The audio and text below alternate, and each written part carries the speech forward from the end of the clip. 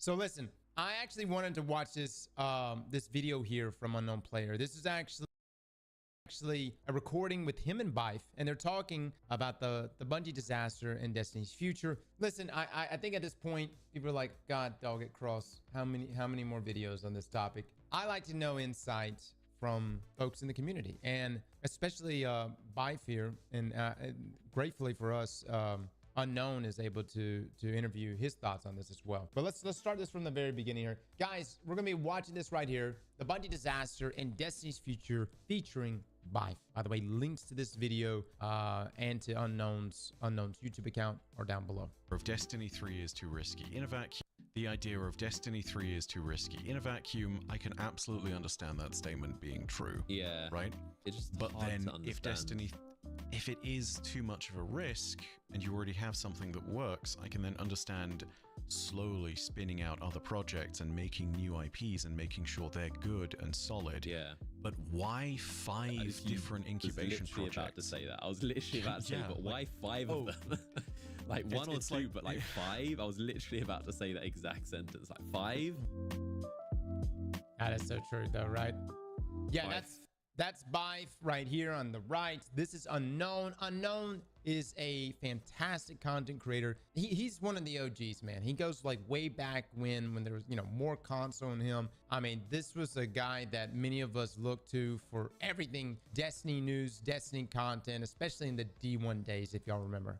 Welcome back to another podcast episode. Today, quite a lot to talk about. Quite strange times for Destiny. We just came off, easily one of the best expansions in Destiny history, like pretty unanimously. I don't think anyone would disagree with that. Final Shape is and was an absolute masterpiece, and then straight into something else which is quite easily to say one of the worst times for both Destiny and Bungie's history. But it is kind of weird how quickly the two collided into each other.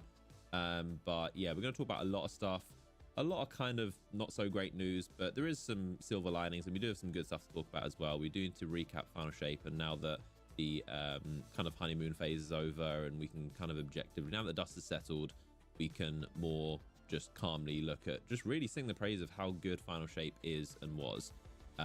But yeah, how are you, and what have you been up to? Oh man, from the most crushing of lows to the dizziest of highs to the most crushing of lows again. I think we all have gone through a roller coaster in the last 5 months. Yeah. I say we, I guess I should clarify, the Destiny community.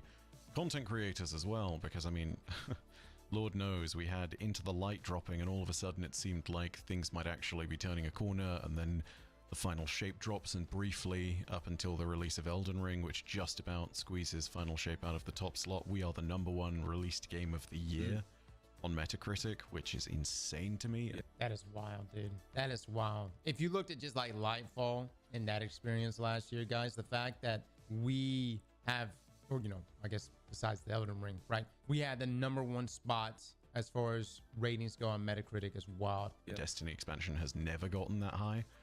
So, critically, it was the best. And then, second round of layoffs came along, and it turns out that the Final Shape performing as well as it didn't technically matter. And that's crushing. Yeah. I don't know any other way to put it.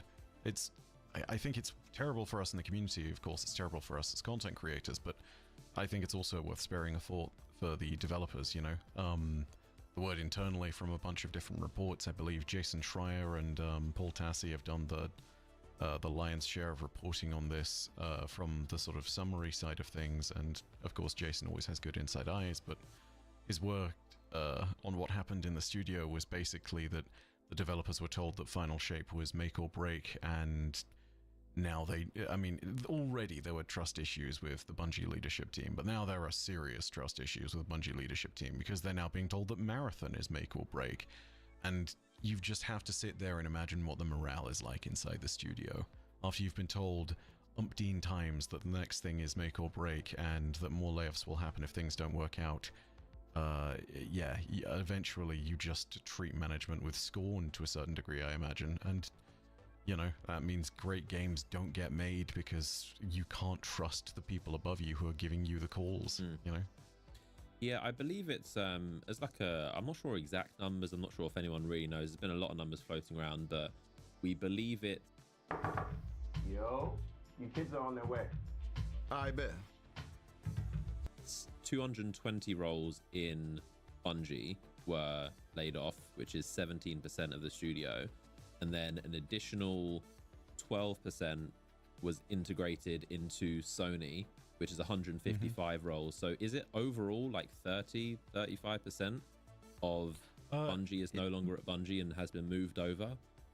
Yeah, I think the total number, if you also include the layoffs from last year, you're looking at a studio that went from a size of 1,300 people to about 850. Yeah. So that's including a whole bunch of different things across 2 different sets of layoffs, the integration of some employees with Sony Interactive Entertainment where those jobs could be saved, and also the 85 developers that have been spun out into their own studio to work on the project that was in incubation that was codenamed Gummy Bears, whatever that might be.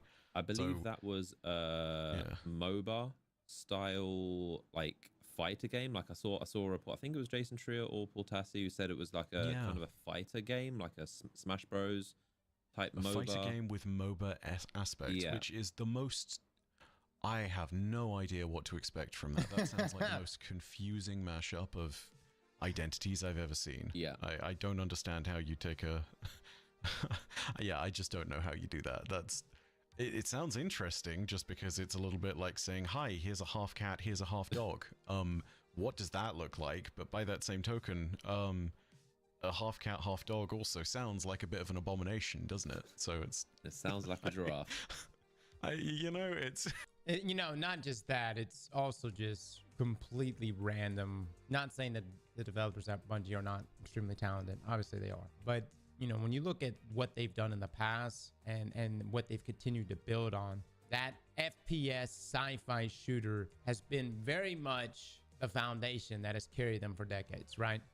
And hey, giraffes are cool. Maybe it is a giraffe, but who knows, right? Like, it's a big question mark, but everyone seems to say that it has promise, so who am I to judge until I've actually seen the damn thing, right? I mean, they've been working on, by the sounds of it, a lot of different projects, and that also seems to be the problem and why kind of all of this is happening. I think Jason had a pretty good part in his article, which kind of is a top-down summary of all of this. Again, it doesn't go into the nuance of all of it, but he said that he spoke to 10 current and former Bungie employees, so that's a good estimate of obviously 10 people, but also you got current employees who are still there, still have a vested interest in Bungie, but also former employees who aren't there and maybe a bit more would have a different perspective, and they, all together can paint a pretty good picture. But they said, obviously a lot of them, or all of them, didn't want to be identified, but they said they described a company that grew too fast, tried to develop too many projects at once,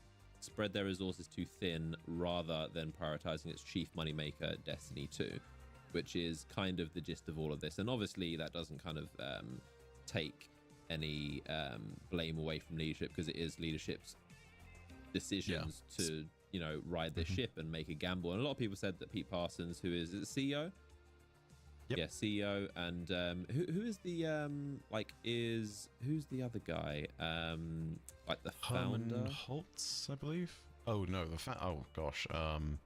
Jason the founder Jones, of Bungie, Jason. No, I believe you are talking about Jason Jones there. Is he still there?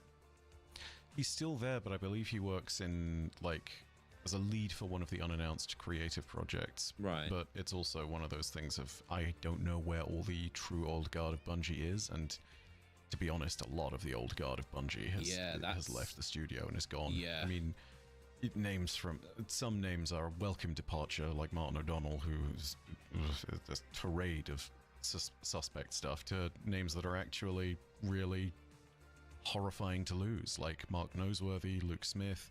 I mean, ages ago, departing for other things and making his own studio, there was Marcus Leto, who was behind the original design of Master Chief. You have oh yeah, fine, you like that?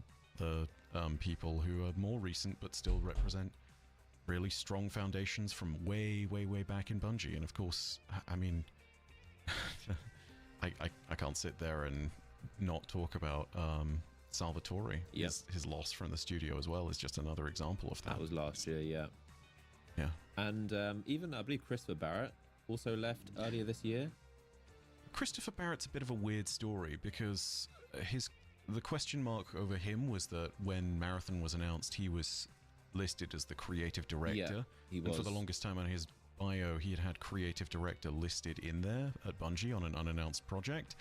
And then shortly after that, a bunch of stuff seemed to happen, and he quietly seemed to sort of leave the project. So his place in the studio is a very big question mark, but I have no idea what's going on with Christopher Barrett, I'll be completely honest. Yeah, it was announced that they replaced him as the creative director or lead director of Marathon, but they didn't announce his departure. But then someone else, I think another Bungie employee, said that he had left months prior. So there's a lot of, major faces that you'd probably the most recognizable would be Luke Smith. He is very much I'd say the most recognizable Guard for the tier 2. Thank you so much, brother. Person at Bungie. And what's interesting about him is that he and Mark Noseworthy, who is also a titan of Bungie, less recognizable because he's more behind the scenes, but Luke Smith has always been at the forefront in trailers, very like community facing. But Mark Noseworthy and Luke Smith were working on Project Payback, which we've heard a lot about recently. The first time we heard about Project Payback was earlier this year when someone on Reddit leaked that Prismatic was a thing and correctly predicted it before it was released. And then in the same post also said that Destiny 3 is in development and it's called Project Payback.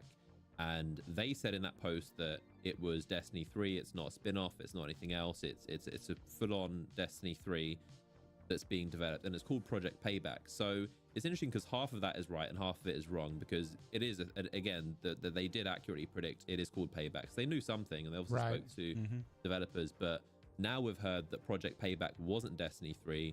It was a separate spin-off that was somewhat first person and somewhat third person, and it was apparently was very good, but it was more like a kind of a Warframe Genshin type of game. And it uses the characters. It was Destiny. It would use the Destiny characters in the franchise, exploring a large world, apparently co-op, battling monsters and solving puzzles, which actually sounded like really good. But it wasn't Destiny 3, but it was a spin-off.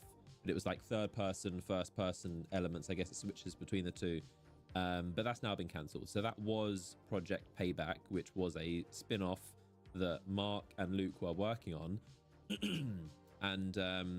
But what's even more crazy is that they've obviously left the company. I don't think they were laid off. I think it was more that, they shut down the project, and then Mark and Luke were like, okay, so the thing we're working on is no longer. We now have a choice of, we can go continue working on Destiny 2, which I don't think any of them really wanted to. I think they're probably like done with Destiny, especially Destiny 2. They've been working on they're working on Destiny for like more than a decade at this point, so I don't think they have interest in going backwards to Destiny 2. And there might not have been a role for them. Maybe it would have been a pay cut, because there probably isn't a position, because they're senior directors and developers. I don't think there would have been a role for them in Destiny 2 or Marathon, which again similar. Maybe all the roles are filled, maybe they didn't want to work on Marathon. So it wasn't so much that they were laid off, it's more that they just didn't see that there wasn't a role for them in the company, and they probably chose to leave. I don't think they would have been I don't think they would have been fired or like let go.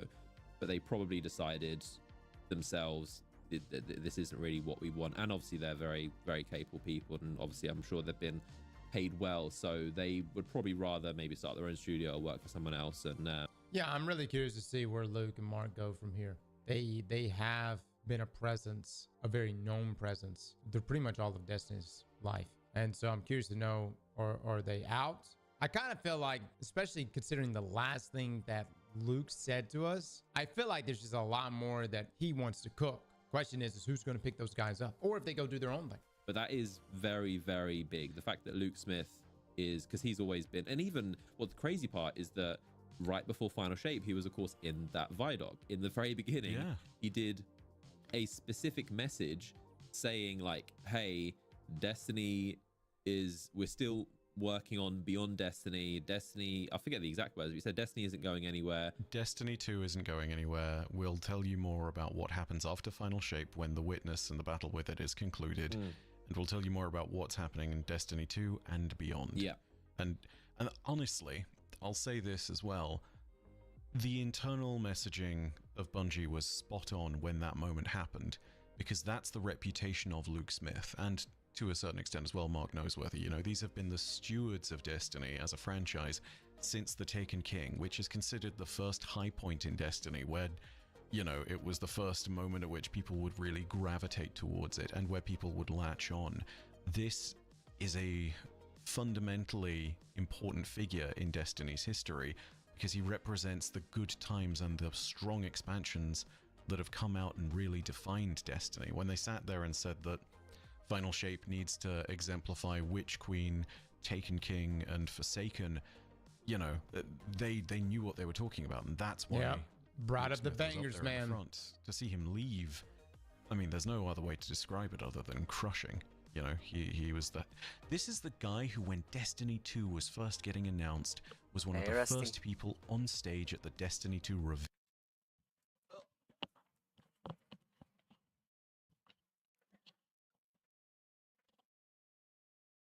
reveal event. Him being attached to Project Payback tells you all you need to know about Payback, which was that it was a serious project. And I think, for what it's worth, I know people have been back and forth about the direction of everything, but no one internally said that Payback was looking like it was in a bad state. Yeah. I think the That's true. important thing to remember as well is that when you're Or really, I don't think I haven't heard anything about Payback as far as like what the gameplay experience was like for it. And you know, that's what we were talking about last week. Was like, I wonder if Sony themselves have even played Payback. going for this different kind of game, you can make a much more sort He's of... down here, right? It might be a bit There he nebulous is. to describe it as a He's tighter airing his experience, balls. but think of it from the perspective of what they were describing versus Destiny. Destiny has an enormous pile of loot. You as a main unnamed protagonist who occasionally speaks, but for the most part has to be silent so you can kind of imprint what you think onto that character.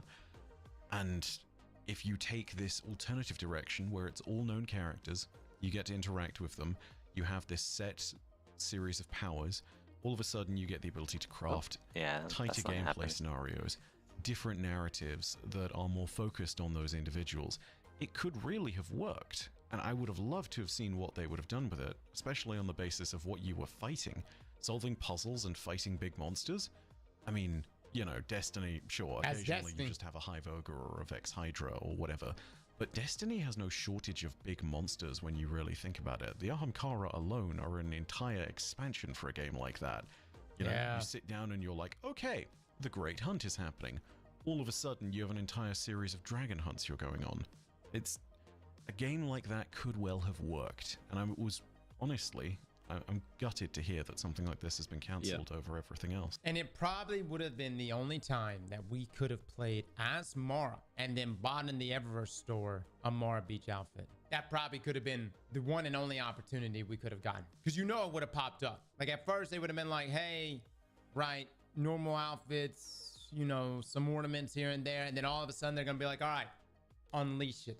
Let's get that two-piece out there right now. It's also, I'll go back to something you said originally with this, which is that it's really strange to me, the part of that which the original leaker got wrong, which is that Payback was actually not ever Destiny 3, right? You'd think that that would have been the most salient detail with regards to something like that, because you would imagine that would be something you could have been able to confirm immediately, right? That is right, Even yeah. if you were just looking at this from internal... What he's talking about, guys, there was a Reddit post that came out last year that predicted so many things, including Prismatic. And there were so many things that post got right. But to say Payback was Destiny 3, and then for information to come out and say that Destiny 3 was never in development, that's a really big point to get wrong. So that leads you to two conclusions. Either the person who did experience Payback didn't experience it enough to know anything outside of what they saw on the surface, and they saw Destiny and assumed Destiny 3, or B, it was in fact D3, but Bungie wants to go ahead and kill the thought, because it hurts right now knowing that we didn't get to experience whatever Payback is, but it would hurt a lot more if it was in fact Destiny 3. If Payback was actually D3 and Bungie want to go ahead and just kill that rumor right there now and say D3 was never in development, You see where I'm coming from? And that's something that I feel like only Luke Smith and Mark Noseworthy could answer for us. That's why we would do an interview with them. That would actually be probably the first question we ask. Hey, were you guys really working on a D3? Was that just a bunch of PR stuff that was being thrown out there that a D3 was not being worked on? Or were you guys, in fact, working on it? They probably never say. You know what I mean? Rumors and whatnot. It's so strange that that thing was labeled as Destiny 3 and yet it's not Destiny 3, right? Although they did, in their defense, they did say like was/is, and they did say that they got that information last summer, or maybe, I guess the Bungie developer that they had spoken to, their information was from around the Final Shape reveal of last summer. So they said it could have been out of date and things could change. But they did then make a separate Reddit post saying Destiny 3, literally saying Destiny 3 is Destiny 3, not a spin-off, not something else. It is Destiny 3. So like they did say the information is old, things could have changed, but it is Destiny 3. So I do think at the time the information was accurate. I do think at the time they would have been working on something like Destiny 3, but as we know, things do change. Things change all the time. Things that cancelled, you know, Bungie just decides to lay off 30% of their company. Like, things clearly move at a very rapid pace. So I do think at the time, the original source of the information, the Bungie developer or developers, it probably was Destiny 3, or maybe they were just told it was Destiny 3, but maybe at some point then it kind of got transformed into a bit more of a different project. They did also say at the time, which now makes more sense, they did say that they're going to get rid of classes, so no Titan, Hunter, and Warlock. It'll just be and that makes a lot of sense with this new third-person adventure, just different game. That's playing as characters. You'd be playing as just Saladin or Shaxx or Akura, and you're just running around, just doing so, and that would make sense. Obviously, still, you know, these characters are technically they have classes, but they just have abilities, so that makes perfect sense now. And again, when we first heard this, we were like, a classless Destiny, that just doesn't. But if it is hero based and you're playing as, you know, Saladin, Shaxx, Saint, Mora, Ikora, Zavala, right, then that makes a lot more sense. The whole thing about, and again, like this original leaker, we all know that they're telling the truth even more. Like, their information has been proved more and more credible. Them saying this game Payback is not going to have classes, now we can understand exactly why this spin-off game wouldn't have had classes. But it isn't Destiny 3, that's the main difference. But it doesn't really change much of the information, but obviously now things have changed. But on top of that, you know, yeah, like, I fully agree. I'm pretty sad about Payback in particular, because honestly, like, it doesn't even have to be Destiny 3, but a game like Payback, I think that would have been enough. That would have been just, you know, it's still Bungie. They would have had top tier sound design and visuals and just graphics, gunplay, everything they've learned about Destiny, a loot system.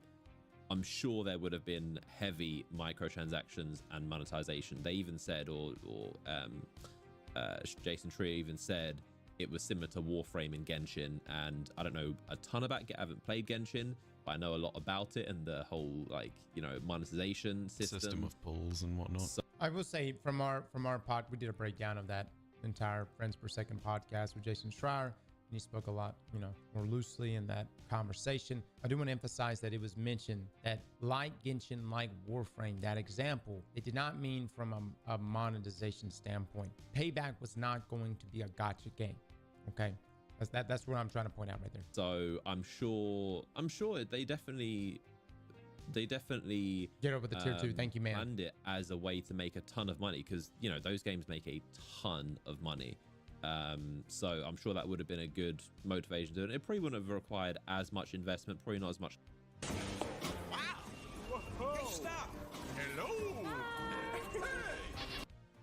Cutscenes and like deep story and so much as Destiny 1, 2, or 3, but I think, you know, Payback would have been just from the sounds of it, just like a fun Destiny game, still in the Destiny universe, Destiny characters, but hopefully not as much of an investment, and it could have come out quicker. But it does make me sad that that's not coming out, because I think that would have been honestly exactly what the game needs, just a brand new fresh start, a new gameplay loop. Okay, so yes, Payback would be cool to have experienced But I wonder from an investment standpoint, from Sony's perspective, do you think they probably looked at it and thought, dude, no one's going to play this except Destiny players? And now you're in a situation where you're literally competing against yourself. Like, you're going to be splitting the player base. But like, if you tell the world, hey, we're making this new game called Payback, and they go, oh, cool, what's it about? And you're like, it's about the Destiny universe, and they've never played a Destiny game before, I wonder what is the likelihood of them playing that game? Like, for us, obviously, we love the lore. We tune in for all the seasonal stories, now the episodes, right? So I would definitely pick it up. But like, you take someone on who's never played a Destiny game before, and you're like, oh, this is about Shaq saying Hamkar dragons. You know what I'm saying? Like, they're gonna be like, oh, okay, space dragons. You know what I mean? What makes a great game is taking either a concept or a type of game or a narrative you've never experienced before, and just having a way to just bring you into that universe and absorb you. I'm not saying that Payback wouldn't have been able to do that, but it is tough. And not just another, you know, couple of Destiny episodes, which, as good as they might be, they're still the same thing. Just something new, which is what people want with Destiny 3, something new. And this sounds like it would have been that. And I think this is the other thing as well. You've got to remember that when it comes to a big franchise of any kind, I mean, just to take one that is way beyond the realms of most things in gaming, look at Star Wars, right? There is no single Star Wars game that truly defines things. There are absolutely contenders for standout games that can be considered iconic, you know, Knights of the Old Republic, Republic Commando, I'd say more recently Jedi Survivor. You know, all of these games that do stand out, but they exist within the universe of Star Wars, and each of those games that I've mentioned is technically a completely different genre and a different style of gameplay. Like, the closest thing that KOTOR and Jedi Survivor share is that they're third person, but one of them is more of an intense action combat and the other is turn-based and very much narrative driven. You know, the point being that big franchises keep things fresh with different approaches to the universe that make things feel different. And whilst I think there would have been eventually a room for a Destiny 3, and I think that's kind of where things need to go now, I still think that having the ability to keep a franchise and just expand it into fresh new directions is what's also really important. You know, it keeps things in the room lively, and this is what it would have done. I think the only question that I have, yes, Star Wars has, as a great example.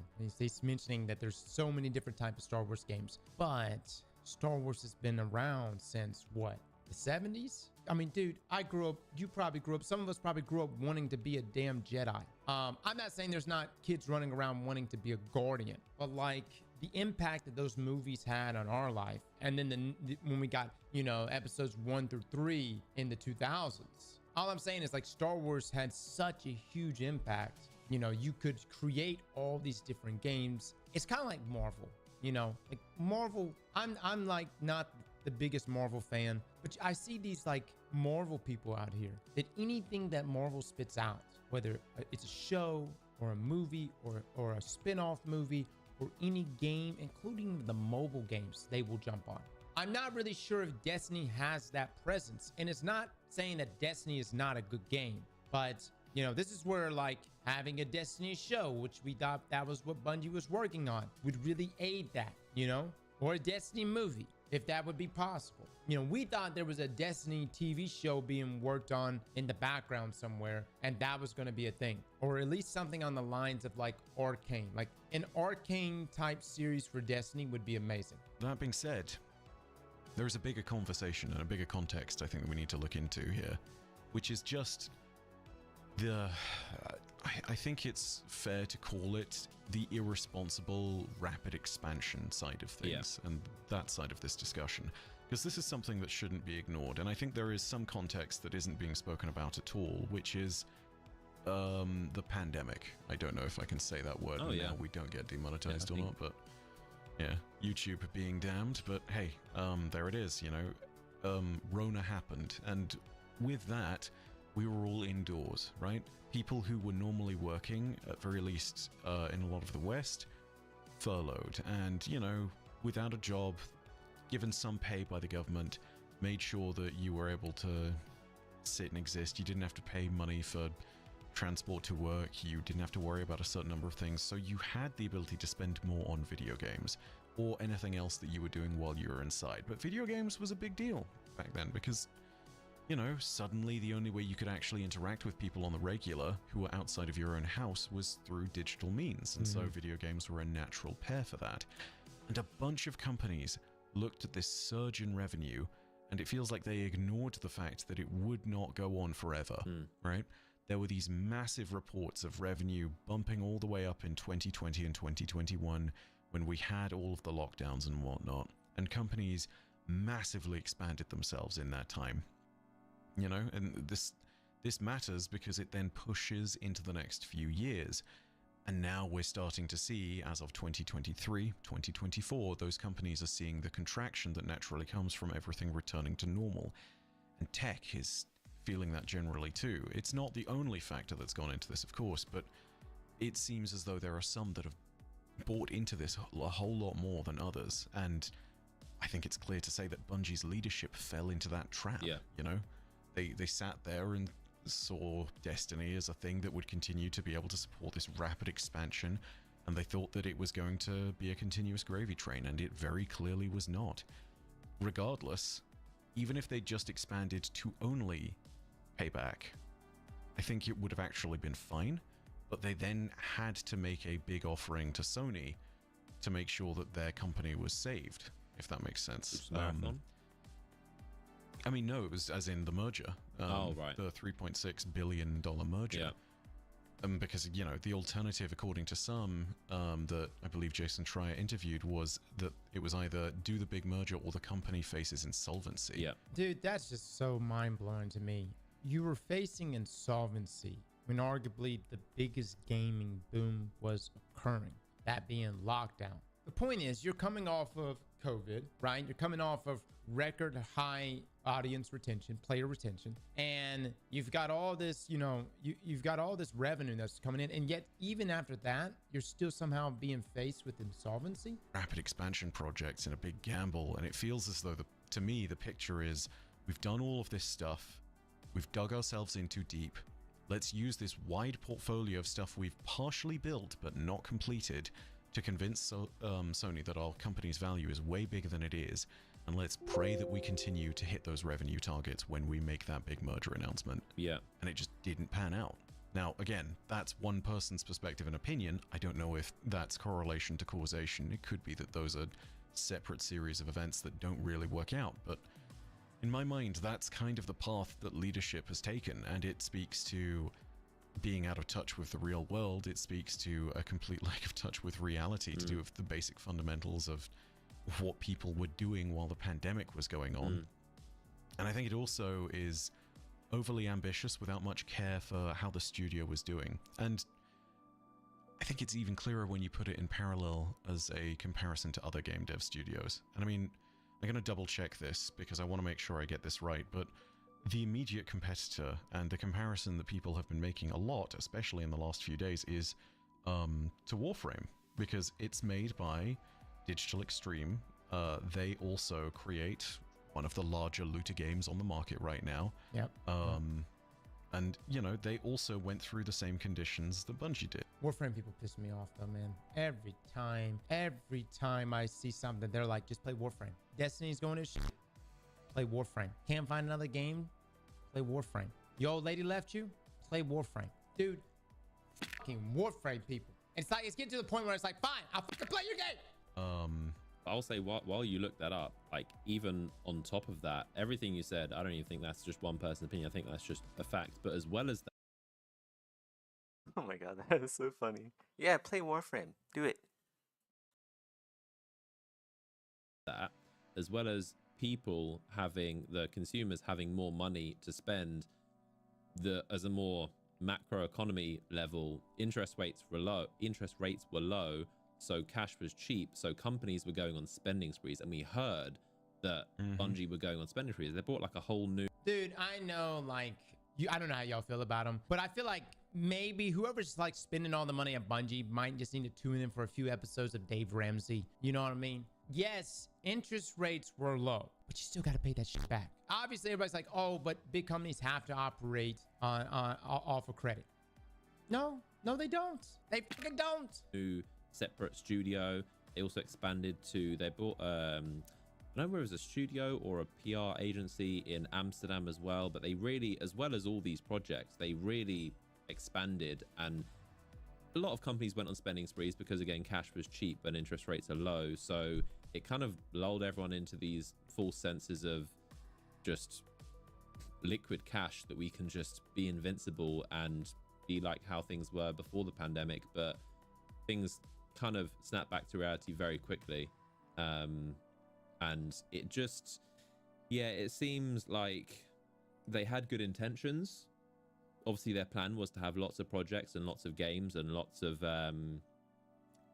even outside of games, you know, movie and TV stuff with Netflix and maybe even books and stuff like that. But it seems like they definitely, well, it's definitely not just seems, it is a fact that they obviously overextend themselves.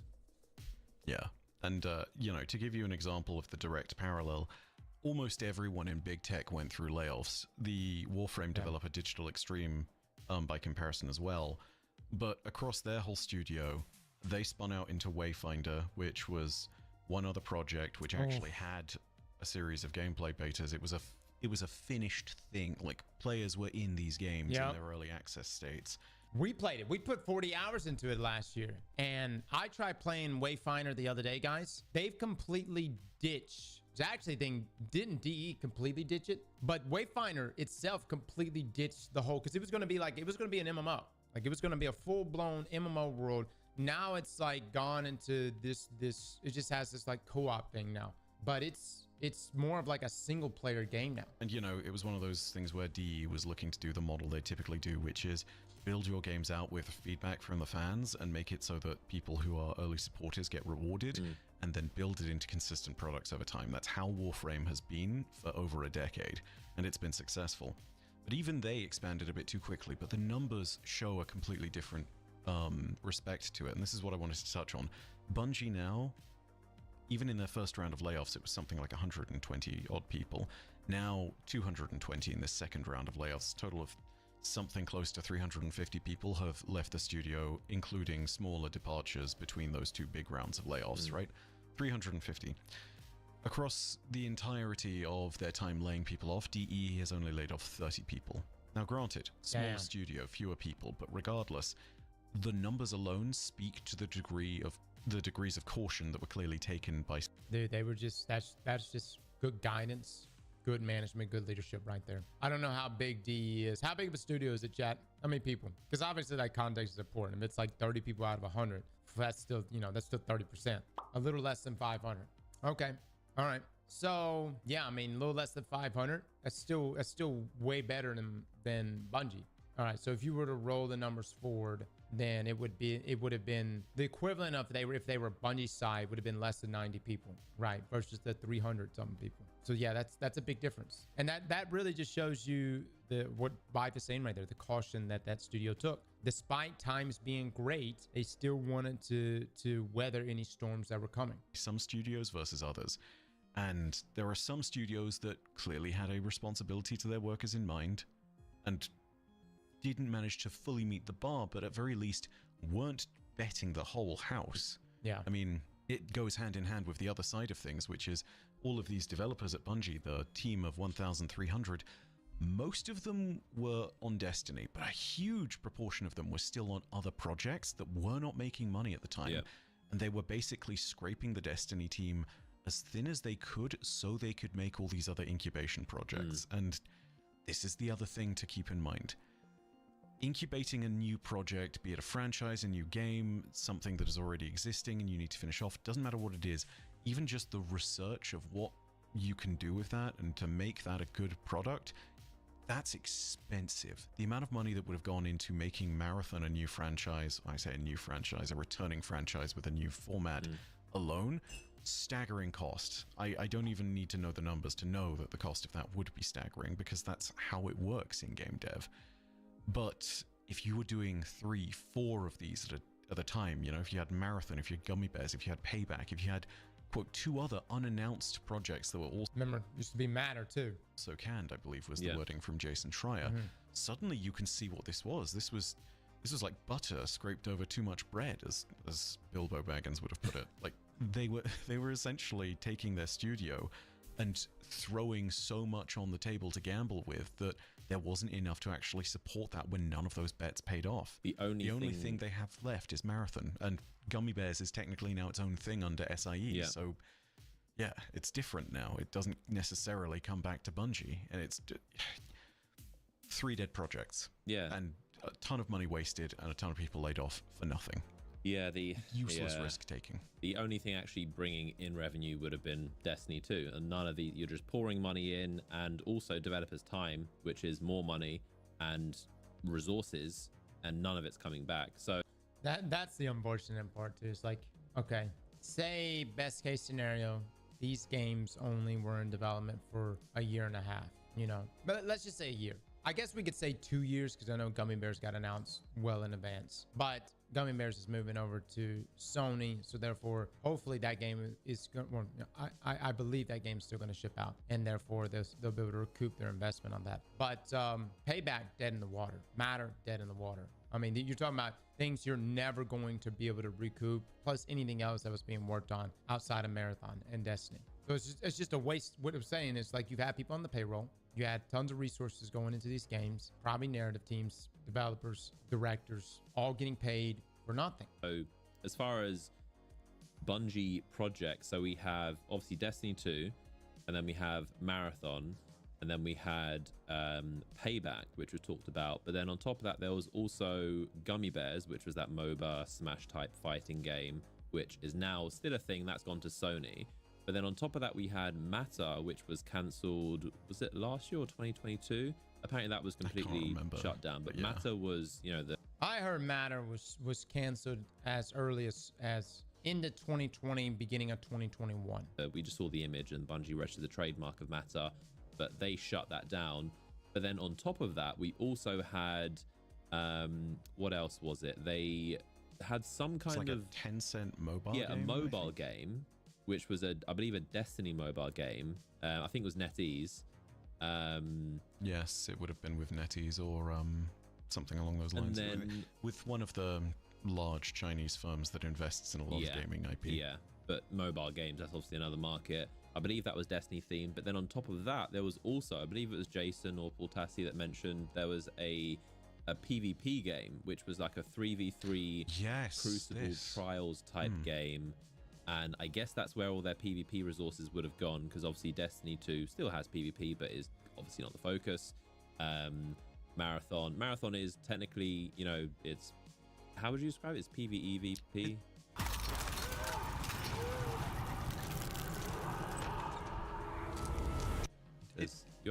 It's an extraction shooter. It really depends how you do an extraction shooter. Yeah. But it's either purely PvP in that format, or alternatively it can be PvP and with a PvE element stashed in there too. But Payback, it's a format dependent thing, I believe. Payback, it sounds like wouldn't have had any PvP, but they were also working on, you know, that mobile game, and that's what, like, is it 5 or 6 different projects, and now.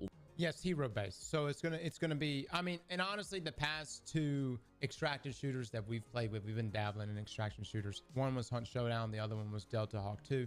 And the thing about both of those games is that you choose a hero with a set of abilities, and then you spec out those characters, right? The thing about extraction shooters, when you go in and you die, you lose everything. That's the whole point of them, right? They're high risk, high reward. You know, you go in, you could have the best loadout, but if a teammate goes AFK and you die, there goes all of your gear. Almost all of them are no longer, except for Gummy Bears, which is with Sony. And also there was an emphasis on, apparently internally at Bungie, they had realized that their audience skews too old, and they wanted to capture a younger audience. And having an older audience is, in a lot of ways, a very good thing, because they're a lot more dedicated and a lot more stable. Like, a younger audience can be more fickle. Dude, yeah.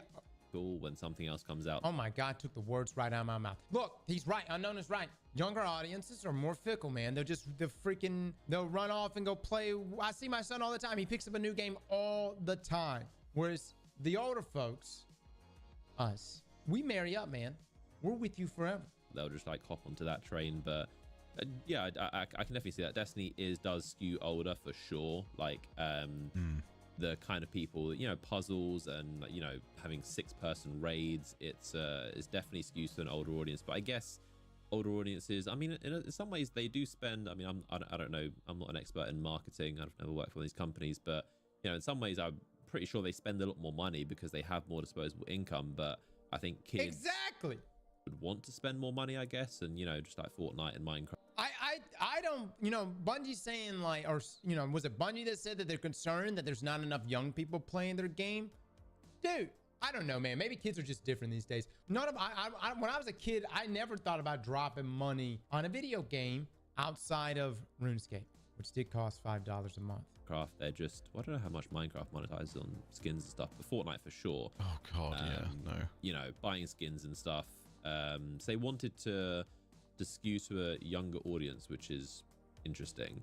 But it's a real question, because we speak from this as the perspective of YouTubers, right? So what we know is that the advertising dollars that are most valuable as far as YouTube monetization is concerned, I believe, is something along the lines of the like 18 to 26, 18 to 29 kind of market, because it's people who are in their prime. And like, yes, you do also get big dollars for something like 30 to 45, but it's purely because of the fact that those are the two age groups where you're working consistently and where you're more likely to be economically active. That's why advertisers go after those groups. It's because they have money. As far as marketing to younger players or kids is concerned, not sure, but I think it's potentially a volume thing over like an actual consistency of purchase thing. I think so. Because, you know, imagine that it is a case of like, oh, you know, maybe you have 1 in every 20 people is a whale in that like 18 to 45 group, right? But if it's every single kid asking their parent, can I buy this skin? And if 1 in 10 of them agrees, suddenly, you know, you're sitting there and looking at a volume thing, right? It's more money in that respect. I don't know quite how that works out, but regardless, it's catching another part of a demographic that you need in order to make money. I mean, take a look at the obvious success of things. I mean, just to name 3 franchises that have gone after this particular group of consumers, Fortnite, Roblox, Minecraft, easy. Like, huge games with enormous degrees of success, and all of them have gone after that target market with everything from their gameplay to the kind of skins they'll throw out there to even the graphical style being more cartoony. You know, like, it's very clear this is where the money is. So, you know, regardless of why or how, it's pretty clear that's what's going on. Yeah. And then of course we've got Marathon, which according to Bungie is the next big thing. It's what, you know, the same way that they said Final Shape is the big thing on the horizon that we need to focus on, that's gonna, you know, save Bungie. Marathon is now that thing, which apparently is still on track to be launching in 2025, which is, you know, quite soon, and we haven't heard much about it. We just got what, one. Well, again, Jason also mentioned that there's concerns that Marathon may not even launch in 2025, but we'll see. Trailer and one Vidoc, I think. Yeah. But I'm curious to know when that would come out. Maybe if whether it's a spring next year or whether it's a fall next year. I would probably imagine fall, but I'm curious to know how that's going. We did hear reports a while ago that it wasn't too good, and a lot of extraction shooter fans weren't like too impressed by it. But then apparently it's had quite an overhaul. I think that was when they replaced the game director of it. But apparently I've been hearing it's been doing better, but it's still a complete gamble, and it's still a completely different game. It's not Destiny, it's an extraction shooter. So Destiny players, no matter how good it is, they aren't gonna be interested.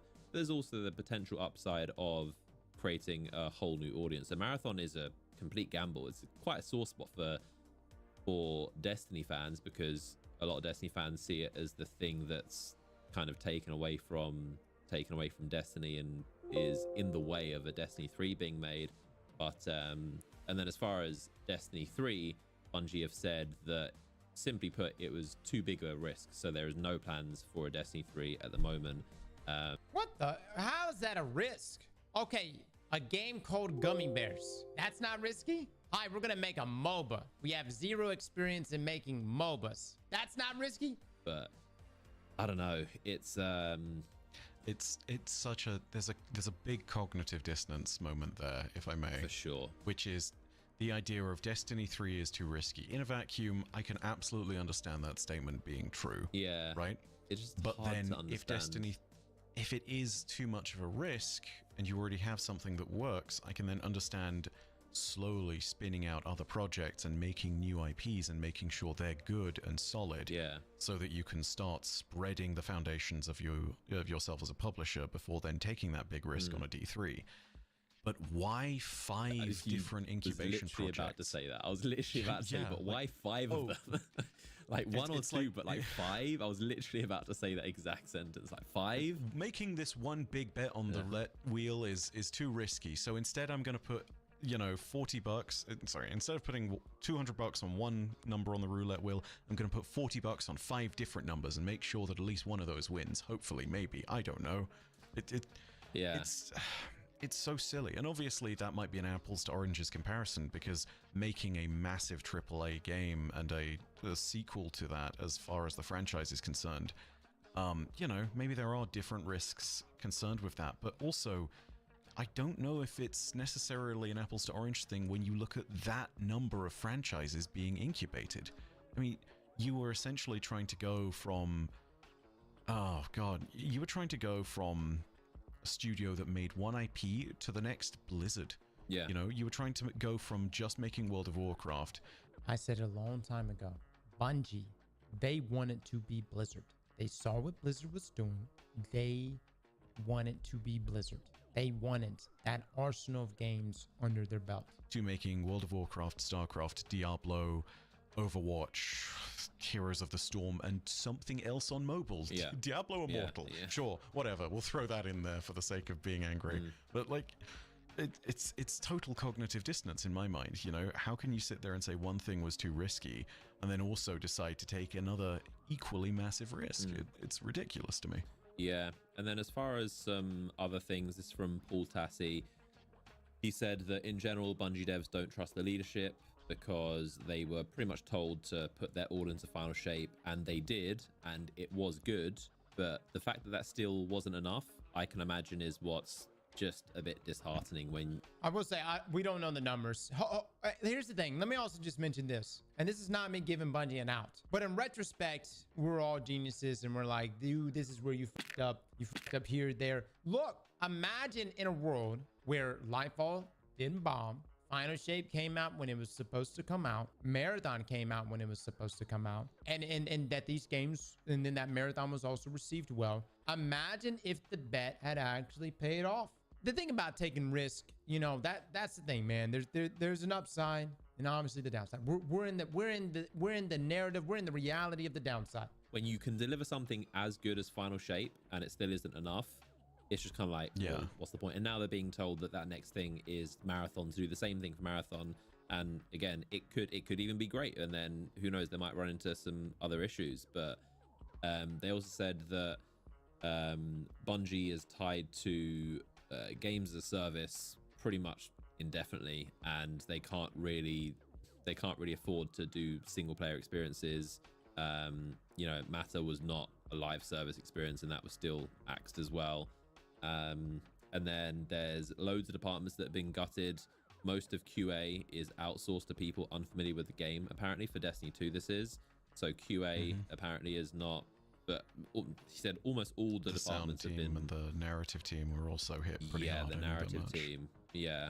And then yeah. I mean, dude, there's got to be just, you know, everybody's going to just say like the generic, like, oh, it's leadership, right? But obviously there is a foundational issue with too much spending. Like if you're at a point as a studio where you go, we can't even make a single player game because the overhead for making that single player game wouldn't, or the revenue that we get from that wouldn't cover the overhead for that single player game. That's fucking crazy. And then they also said that the updating the game is very hard because apparently it's quite bloated, and they might potentially need to vault more content in the future. Maybe they'll have to vault expansions, which is an unknown at this point because the game might grow too large. So apparently just updating Destiny 2 is becoming quite difficult, and the game is getting quite bloated again, which is something we've heard of before. But yeah, it's just a very, very strange scenario for Bungie. I think it's also worth noting as well, when you take a look at Destiny, I guarantee you there will be another massive layoff in the next 6 months. I hope not. What are the chances? Okay, let me ask y'all. let me ask y'all this. What is more likely? Another huge wave of layoffs or Marathon being absorbed by Sony, leaving Bungie completely focused on Destiny? So selfishly, and look, I know some of the guys that are working on Marathon. I have complete respect for them. They are talented developers. I think that if Marathon is just, if it's dragging Destiny down to, then at that point, it would be better to kind of do what Gummy Bears is doing. Again, we'll have to see how Gummy Bears is going, but it would be good to essentially send Marathon and that team be absorbed by SIE, and then Bungie consolidates and completely focuses on Destiny.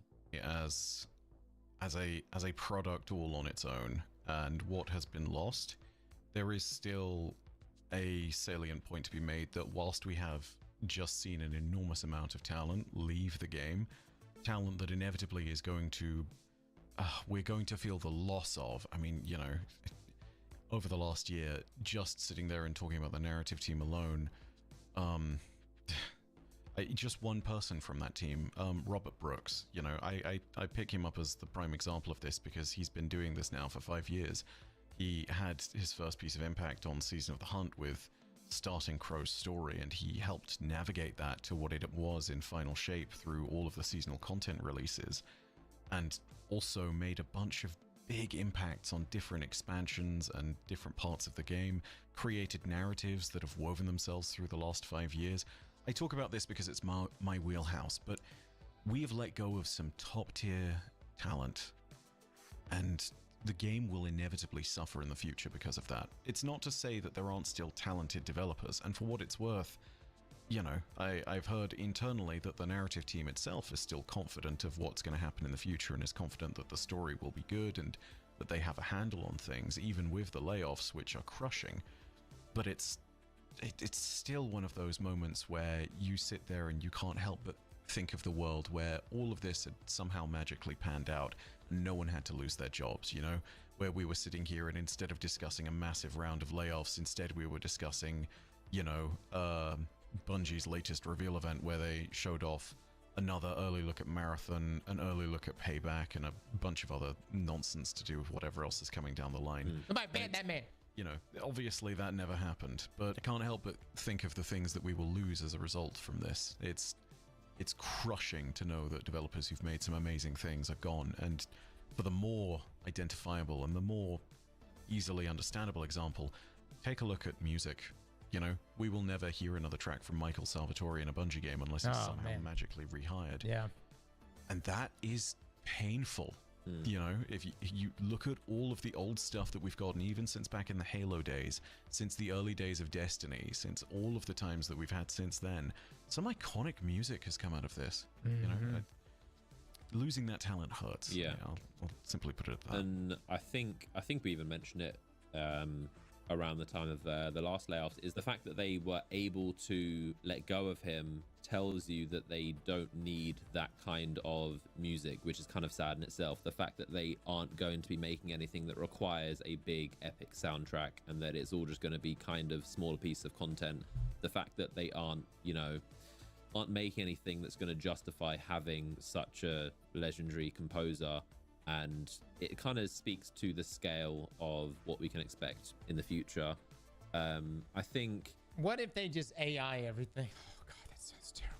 I mean, I don't want it to happen, obviously, but I feel like I can imagine a time in the future where Sony just takes over Bungie, because we did see from Jason Schreier a while ago, he did say that he revealed pretty much the terms of the agreement between Bungie and Sony, and Bungie's or Sony's purchase of Bungie, that if Bungie misses certain revenue goals or targets, that Sony can acquire and fully take over the company, which, you know, taking another 155 employees, or isn't really taking, it's more like saving. That's kind of a part of it, but I can definitely. The default cube is like, so I noticed there's like a positive 37mm offset that I had to account for. Like the models weren't exactly on 0. So that's why I like imported boxes over to ZBrush, because I don't know of like any way to actually adjust models like precisely in ZBrush. ZBrush isn't really good at doing that. So it's kind of like a hacky way of making sure everything is at 0, in Modo. I'll need that for animation. And obviously, also that's the reason why all of these models are like floating by a little bit. You see that right there? That's 37 millimeters, and they're all floating. Their locators are like right there. But at least the mistake is consistent, so it's pretty easy to fix.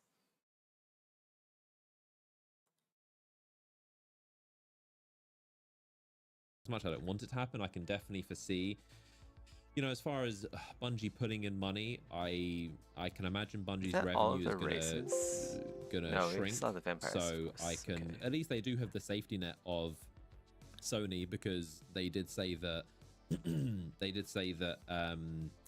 the only other option of being acquired by Sony would have been insolvency, because they were losing money and they were in debt. So they do have the safety net of at least Sony, but of course I'm sure that will come with some other layoffs, and I'm sure employees having to work on just other things at Sony which aren't Destiny or Bungie related. But it definitely does seem like there'll be a future where Sony ends up taking over the whole company, and then who knows? I mean, Sony obviously they have good intentions and they can make great games, and they will. I think so too. Yeah, I think Sony does have good intentions. But what that means for Bungie's unique identity and what they want, that's true, would probably be even more diminished. But here's the thing. I mean, the people steering the ship at Bungie right now, I don't know if the developer, I mean, we'll see how the Gummy Bear situation works out, but it may become a situation where those 155 people that went to Sony are actually doing better under Sony's leadership than when they were under Bungie. You know, that's something to keep in mind. If Sony ends up taking over. I think there's a very weird part to it as well, right? Because Bungie's acquisition has another story inside of it, which was the potential pivot in direction that Sony could have taken and backed away from when they realized what they were doing, thankfully. And it's all about the story of live services taking over the world, right? Bungie's acquisition from Sony is partly because of the IP they were working on, partly because of Destiny, partly because of Marathon, but it was also because of the idea that they were one of the leading live service developers in the world, right? Destiny crowds out other things. They, you know, just in the same way that people referred to WoW killers, they refer to a Destiny killer. And lots of the time, as predicted, Destiny killers are the ones that die. As a result, Sony acquired Bungie and sent them and their devs with some expertise along to other studios who they were trying to force to make live service games as well, so that they could critique them, right? And this results in a whole bunch of stuff like the Naughty Dog story, right?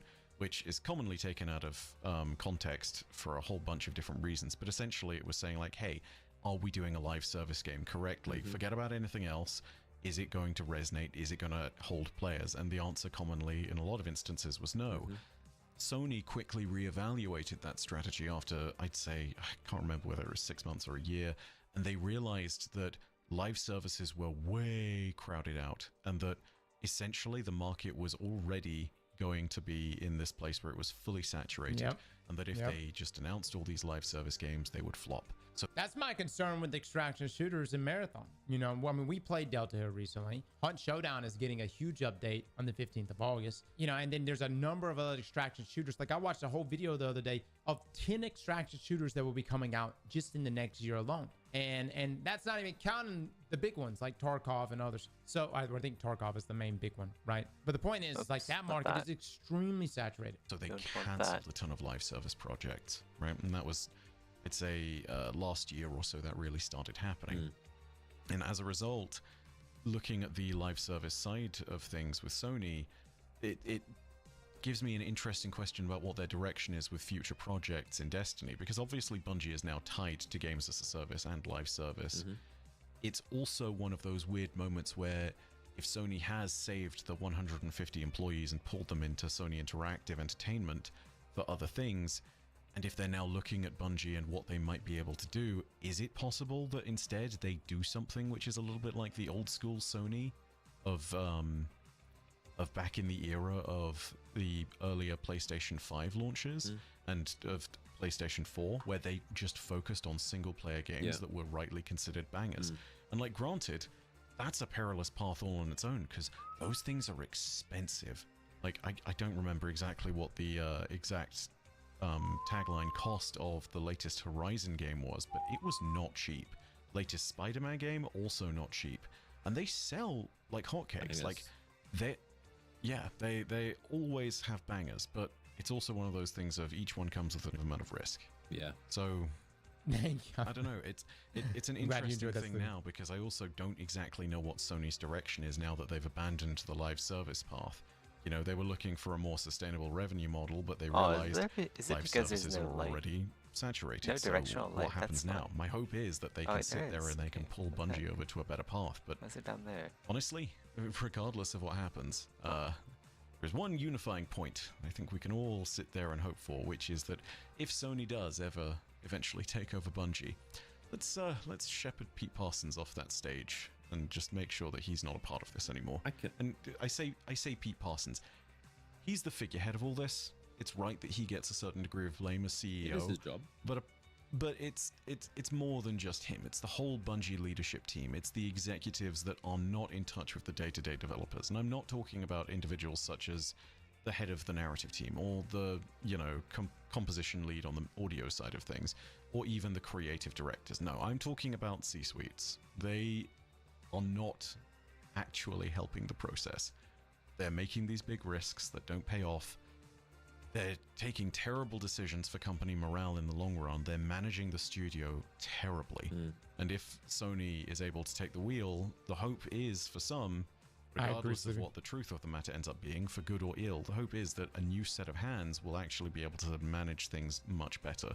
You know? Yeah, I mean, it is their job. Obviously, people like mainly Pete Parsons, he's been the main figurehead of a lot of the just distaste in what's going on with Bungie, but it is, you know, his job. And obviously, like, personal attacks and that kind of, the internet can get a bit vicious, but it is that is a CEO's job. Like, CEOs get paid a ton of money, not just because, you know, it's just a fancy made up title, but because they do take the risk. It's their job to make the decisions, and if the decisions are bad, decisions, or in other words, like gambles and bets, which is their job, and most of the time, regardless of what the truth of the matter ends up being, for good or ill, the hope is that a new set of hands will actually be able to manage things much better.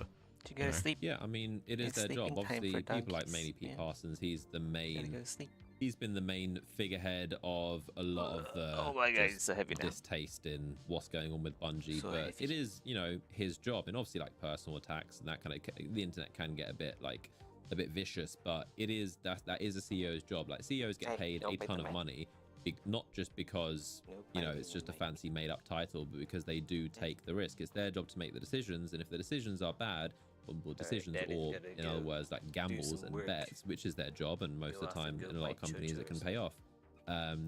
When they don't go well, then they do get the blame. That's why they're paid so much money, is because you're supposed to be the one making the decisions that leads the whole ship in a good direction. So if the ship crashes into an iceberg, we're going to blame the captain. So that is kind of the downside of being a CEO. Like, yeah, obviously you get paid loads of money, and apparently he's buying loads of cars and stuff, but the downside is if when things go wrong, you are going to get the blame, which is definitely happening. And I mean, as far as we've talked about everything else Bungie is doing, the other games, but as far as Destiny 2, what we know about Destiny 2 is its future. Obviously no Destiny 3, no more Destiny spin-offs, but Destiny 2, we have Frontiers, which we've got the 2 more episodes, but then after that we have Frontiers, which we didn't know really what it was, but now we have a bit more information. And according to Jason Schreier, he has what's up with the lighting? Said that essentially they're going to be content packs, smaller than expansions, smaller than like big expansions like Witch Queen, Final Shape, Lightfall. But they're going to be less investment, but they are going to have new destinations, so new planets, new raids, which is exciting, campaigns, but it's going to be on a smaller scale, similar to Shadowkeep, apparently.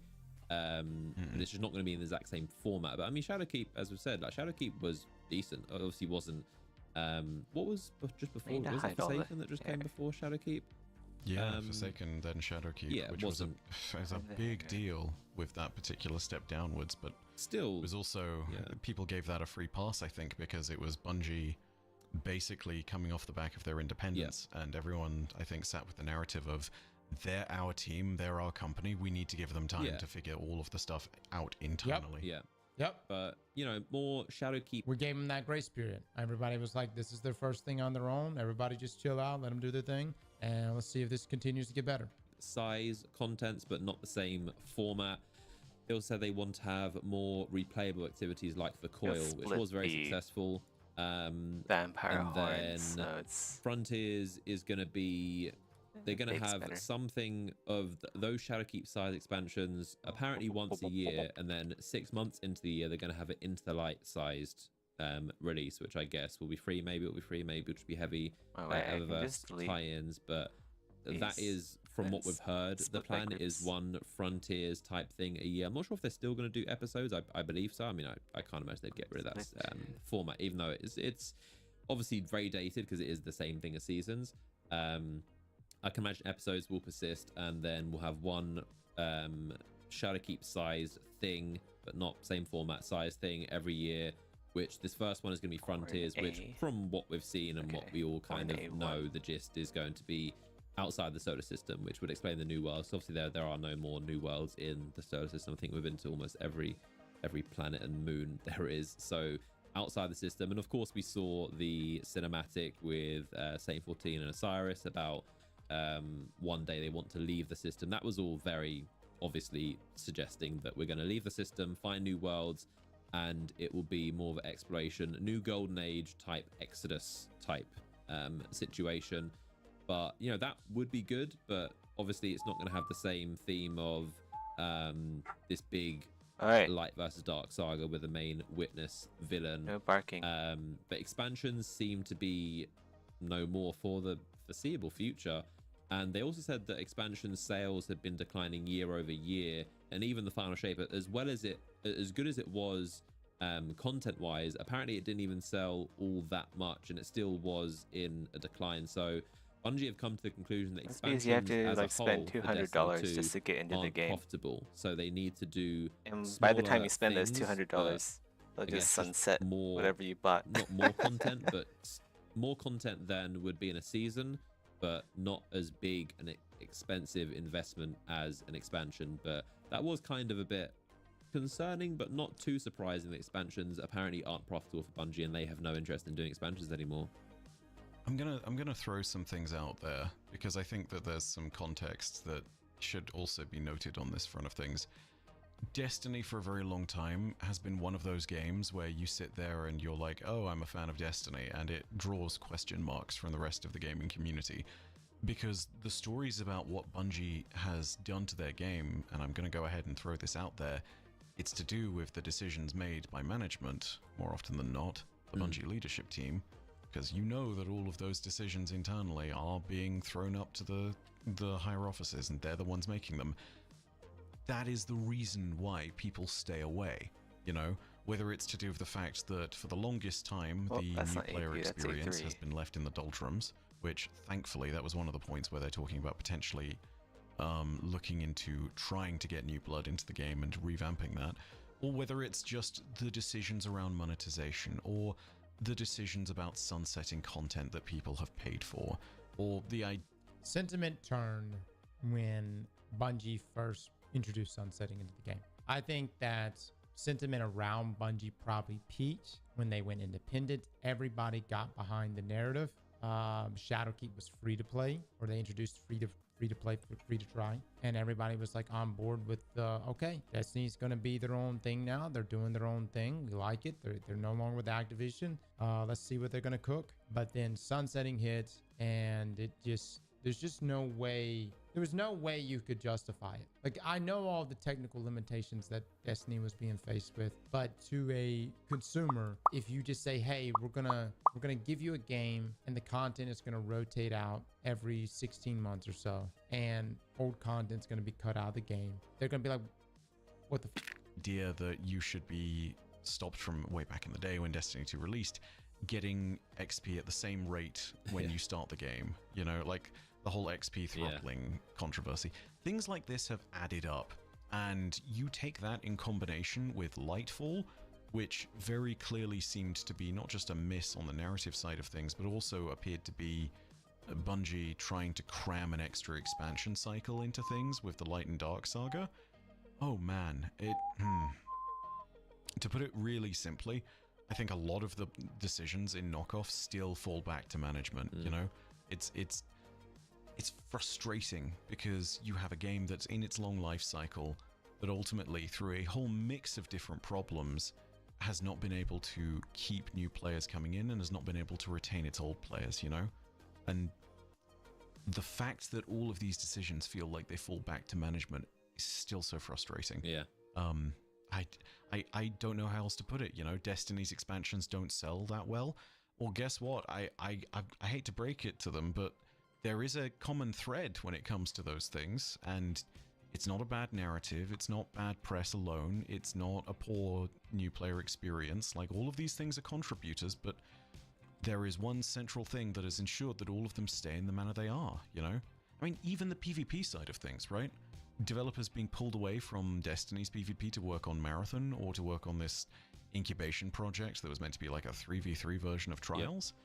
Like, yeah, this is totally the reason why Destiny is not selling more year on year, because you gutted the teams internally, because you're not focusing on that.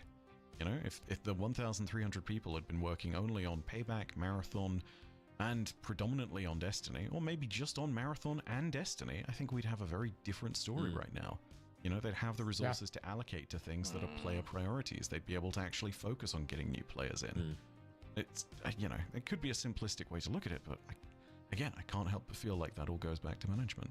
Yeah, I think... As for... Sorry, go on. Okay, eyes and horns, they need to be on a different UDIM, just like the hair. New expansions, or I suppose the new content update system works, and how that's going to be received by the community. It's clear that things are going to push towards more of a decline, but I also think that realistically, when we look at it, it's not as bad as what we'd initially anticipated, right? Because ultimately, if we are looking at a Shadowkeep-sized expansion every year, and I'm still going to call it expansion because it has the key components of it, you know, a campaign, a raid, a new destination, new activities that have longevity, like, those are some important bits and pieces to it. If you have that and then a free update every year, as long as everything that you get is quality, and as long as Bungie is able to keep things fresh, I don't think the future is as terrible as things seem like they'll be. You know, there's a lot of hyperbole in the gaming community of this game is dead game, right? And it's not a thing of dying, it's not a game of languishing, it's instantly dead game, right? And we're very, very quick to jump to that point. It's uncontestable, I think, at this point, that Destiny is in a bad state, but I don't think that means that it is dead, because there are still unique things that Destiny offers. There are not as many live service games that offer the narrative experience that Destiny does in quite the same manner that it does. There is still not a live service game that offers this good of a first... Here we go! Heads in takeoff mode! Let's fly. The heck? Oh. person shooter experience. Is that what it's like to have this ads on much of YouTube? a in-depth Man, what an build crafting experience. system that plays in time with that fast action. Yes, I know the constant comparisons are going to be First Descendant and Warframe, but the systems are fundamentally different. You know, Destiny's is a lot more about the individual abilities that you have and how they interact together. Warframe is all about stat building and making sure you push past crazy limits, right? So it's fundamentally different, and there still isn't something that fills that hole in the market gameplay-wise and narrative-wise. So for the time being, Destiny isn't going anywhere. People will still play this game. They don't feel like they have a home in every other game out there universally. Some people will gravitate to First Descendant, some people will gravitate to Warframe. Those games just don't do it for me, man. They just don't scratch it for me, guys. But it's not gonna be everyone's cup of tea because people play Destiny for other reasons than that. But yeah, decline not death is the way I'd put it. Yeah, I agree. You know, we've seen the saying about like how back against the wall Bungie is the best Bungie. When Bungie is in a situation, they always do seem to, you know, come off better in the end. Also, the only difference now is that there isn't a big thing on the horizon, which I think is the most concerning thing. The reason why a lot of people feel a little bit just kind Okay, of we need lost to with Destiny at the moment is standardize. because Definitely. for the last 10 years, since 2014, there has always been something around the corner. Even if we didn't know it, it's the always been a couple eyes- months away, 6 months eyes at will- max from being should announced. definitely be on their own. There's always been a thing medium. on the horizon. That And big even in bad. the past, most recently, more importantly, there has always been, straight after Shadowkeep, there was Beyond Light, Witch Queen, and then Lightfall, and then they obviously changed, split Lightfall into Lightfall and Final Shape. But there was always a big Yeah. thing Okay. on the horizon. And even as bad Yeah. as the layoffs and the very bad situation towards the end of last year, there was still the question of, okay, Final Shape, how is that going to be? And we all had, I think, a lot of confidence that it would be good because we knew that Bungie needed it to be good. Obviously, it's very disappointing that as good as it was, which was very, very, very good, this still happened, which is kind of crazy to imagine. The only difference now is that we just have no idea, even if it's something about which is quite nebulous as Frontiers. There isn't oh yeah, well there's the big thing happening next year or whenever. And I think more importantly for just the casual observer or fan of Destiny, I think it's very hard for them to understand what's coming in the future, because if you try and explain it to a very casual fan, then it's hard to kind of explain oh well, there's Frontiers, which is kind of like a thing. It's kind of expansion but kind of not expansion. It's kind of it's there, it's something good to look forward to.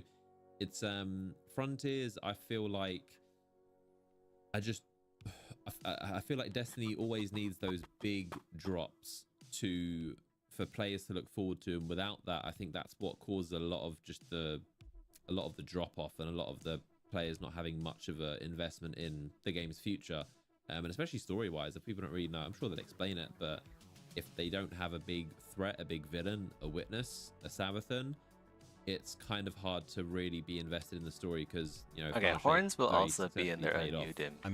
Udym. I'm here to save the world, but from what? There's going to be Yeah. one Like, horn That kind of is what it ends up per feeling texture like. map. Yeah. I think. I have to completely agree with what you So said. this one's You're, gonna be like you're a completely correct. Like they need these big 512 tentpole map, moments, maybe? as Datto put it, to really get people back into the franchise, and that's what expansions were.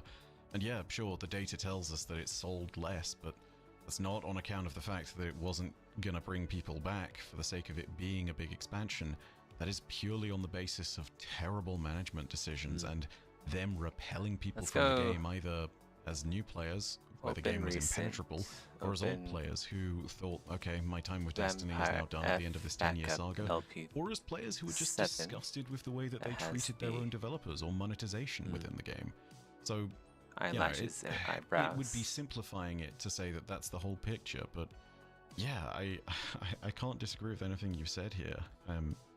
Yeah, I'm Let's drag these fully up to frustrated. here. Again, I'll bring it I want back to those that back. dev I actually thing, I'm sure, want one more time, and how this is to all do the hair leadership's now. fault. But I'm just gonna keep What's railing that? that point home because I really do think it needs to be reinforced. Yeah. It is the We only need to other thing I think rename I'll all the say UP too. maps to.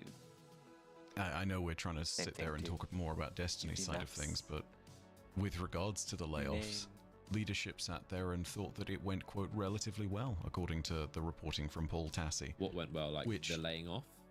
Well, let's name This them all week's Diffuse worth UV. of news and the way that things went. They think that Pete Parsons having his Yeah, picture there we go. continuously replaced with bad Photoshop drawings where people are adding things like clown makeup to his face on Destiny's wiki, they think that that went well. And I don't know how else to put it. It's just I don't know. Okay. it's you needed it's hair. the principal Skinner meme is These like, guys. are the kids wrong? Whoops. And am I out of touch? You know, Yeah. like yeah. I mean, if that's what the the kids are hell? wrong. I'm, Yeah, I'm it's just- not sure What's about that that? one. I mean, but I mean, Oh, talking about Final Shape. Okay. Final Shape yes. was Hair just goes. such success, which is why this is all just like crazy, almost whiplash. The fact that we can have such a good expansion and then just go straight into just yanked back by this. I mean, Final Shape critically, like what Metacritic and OpenCritic, like some of the highest scores ever by critics, by general fans, by casual fans. It's just been unanimously a huge success. I mean, where would you rank it as far as all Destiny expansions? I guess obviously the bar Number 1. would be in the olden days Taken Yeah, King, it should but more go up recently here, I guess. Forsaken and Witch Queen. Those are all seen as the greats of Destiny. But where would you Eyeballs. personally rank Final Shape among those? Unquestionably, it's number 1. I mean, this is the thing that you've got to remember is it's easier to sit there and say that for me because I'm Horns. coming Go at here. I'm coming at this from the perspective of someone who has actually been there for the 10-year journey. But the emotion and the actual feeling within the 1. Final Oops. Shape, the core heart of it, was actually so tangible and so real. And it felt like it was the kind of Destiny that I've wanted to play for years. I mean, you had the thing of Cade being brought back, which could have been an enormous risk because they could have done a terrible job with it. Yeah, But it I was thought they probably were. one of the best ways to bring back a former hero and to sort of momentarily cheat death that I've seen in video games. Yeah, you know? very well done. They paid it. Yeah, they paid it with respect. They didn't make it cheap. Do They that. didn't ignore everything that had happened before. They put it in the right context. Yep. And that's just one aspect of it, right? But for that risk that they took, which they managed How well, many eyes they can got we the cram amazing into payoff one of that one scene when UV? everyone How many is types reunited of eyes? and wordlessly, you know, you just have Zavala walking up to Cade and saying, "I don't know I guess if this we is just have really like you," one and then just kind of falling eye into for an embrace with him, each and it's just, race. dude, you don't get storytelling like that all the time. You know, you see that very rarely when you have a But then have like moment of adjustable colors so you can truly like raw change the emotion eye like that whites to that's been something built else. to properly Just like in the story and basically is like an delivered Elden Ring. I brilliantly. think that's like the best eye The Final Shape's customization. full of moments like this, and then there's all the other small bits and pieces to it. It's telling that it's fantastic and that it resonated with people, but I just wanted to go ahead and give a comparison, right? Baldur's Gate 3, which is widely considered now to be one of the greatest games of all time, PC Gamer gave that a 97 in their review, and this was the undisputed game of the year in a really crowded game year in 2023. It's tough, man. It was There tough. was some fantastic releases during that time. It was a new Zelda game that came out that everyone was loving with Tears of the Kingdom. You had some other individual AAA releases that were incredible. You had a new Final Fantasy. There were so many games that year that contested that top spot. And then BG3 sweeps in. And there's a good reason that I bring this up, because 97 for Baldur's Gate 3, for Final Shape it was 92. So like, and this obviously is all out of 100, but PC Gamer does not give scores like that on a regular basis. And the Metacritic score for the Final Okay, Shape within the so- first week or month or 2 weeks, something within that opening window, was at 94 out of 100 on Metacritic, which tells you things. This was genuinely a cut above anything that Bungie has made Empire in the F. past. Like, it might be the highest rated game that Bungie Wait, has made since some of what? the old Halos. Yep. I can't Okay, remember. we I should don't close know this, what just they would not have gotten get back in the confused. day, but Yeah. it was certainly Or, you know, hold on. This is how Yeah, fickle okay. the community is. Everyone bombed the shit out of Halo Reach when it first came out. Y'all remember that? Everybody was like, this Yeah, is it can go down shit. This is here. ass. This isn't Halo. But Reach was the best. It was. And look, I love 3. I But Reach suck was the it. best. throwing 9s and 10s at Halo 3 when it released. And I think it just goes to show, critically speaking, this was an undisputed success. Yep. Fans loved it, you know?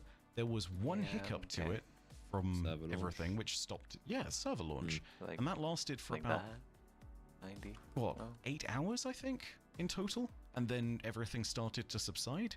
Yeah. It just goes to show, like, this was 90? the magnum opus of Destiny. This is the best this year. expansion that's been released, and I don't think anyone can really dispute that. No, I don't think like, it was just it was nice, refreshing, but also just kind of a bit just strange just to see almost no just criticism and no one really, like, even people who just don't even play the game, everyone was just unanimously just Here saying goes like, here. this is just a masterpiece of an expansion, and it was Like just so the well mouth, done, and Basically all the flesh just everything bits. about it. Like, I feel like it's just over good to see here. that Bungie was still capable of that. But Doesn't make this you know, bigger. the story, the campaign, the cutscenes were incredible. The general mood of it, Ah. the Zavala's plotline. He was a little bit annoying at times, I will admit, but Zavala's this the just his tip? whole Okay, story arc tip was should just be so well done. And Cade, on as the you top. said, Cade was very well done. What were your thoughts on? Did you see the alternate ending that came out? Yes, where you use both light and dark to resurrect your ghost. Yeah, what and are your that thoughts on being that? the planned? Do you I think think that I'd would have been what would you thought of that has been an ending? How do you compare that to? Oh, I what didn't we even know actually that got? was a thing. I actually do prefer the Oh, Cade ending, spoiled. and the reason being is Which because one? that it actually The the ending that we actually Yeah, got. right. The reason I say that is because Cade as a character could have just stuck around, and it wouldn't have had the same effect as a character like Saint 14. It would have been one of these things of, well, you resurrected him, so now I guess you get to use him in marketing again. Cool for Nathan Fillion, I guess he gets another paycheck. And it's just, you know, it could have been done and it could have been made really Okay. cheap. And then we'll just It make, gave like, us the head closure that bigger. we'd been lacking for 5 years that Yep. helped to define the rest of the story. And it made the What they're talking about, I guess there was an alternate ending, guys, where our guardian at the end, when our ghost sacrificed itself, we used the light and darkness and did something there that resurrected our ghost. But the real ending that we got, spoilers, Cade sacrificed himself. And when he sacrificed himself, that's what brought our ghost back. And what Bife is saying here, which is correct, we got the proper closure. And it also means death means something in Destiny. the There's rest still of the a lot story of that's space happened here, since though. Forsaken feel valid, Mm. right? Our entire journey with Crow was He's getting defined bigger, by I the guess. fact that we needed to get over the fact that he was not Aldrin Sov, and he hadn't been the one that pulled the trigger and killed Cade. And Cade at the end sitting there and saying those words of, no one chooses my fate but Yeah. me. And then basically saying, this is my choice. Mhm. I am leaving deliberately. I know I'm going to somewhere better. Mhm. I know this is what I want to do.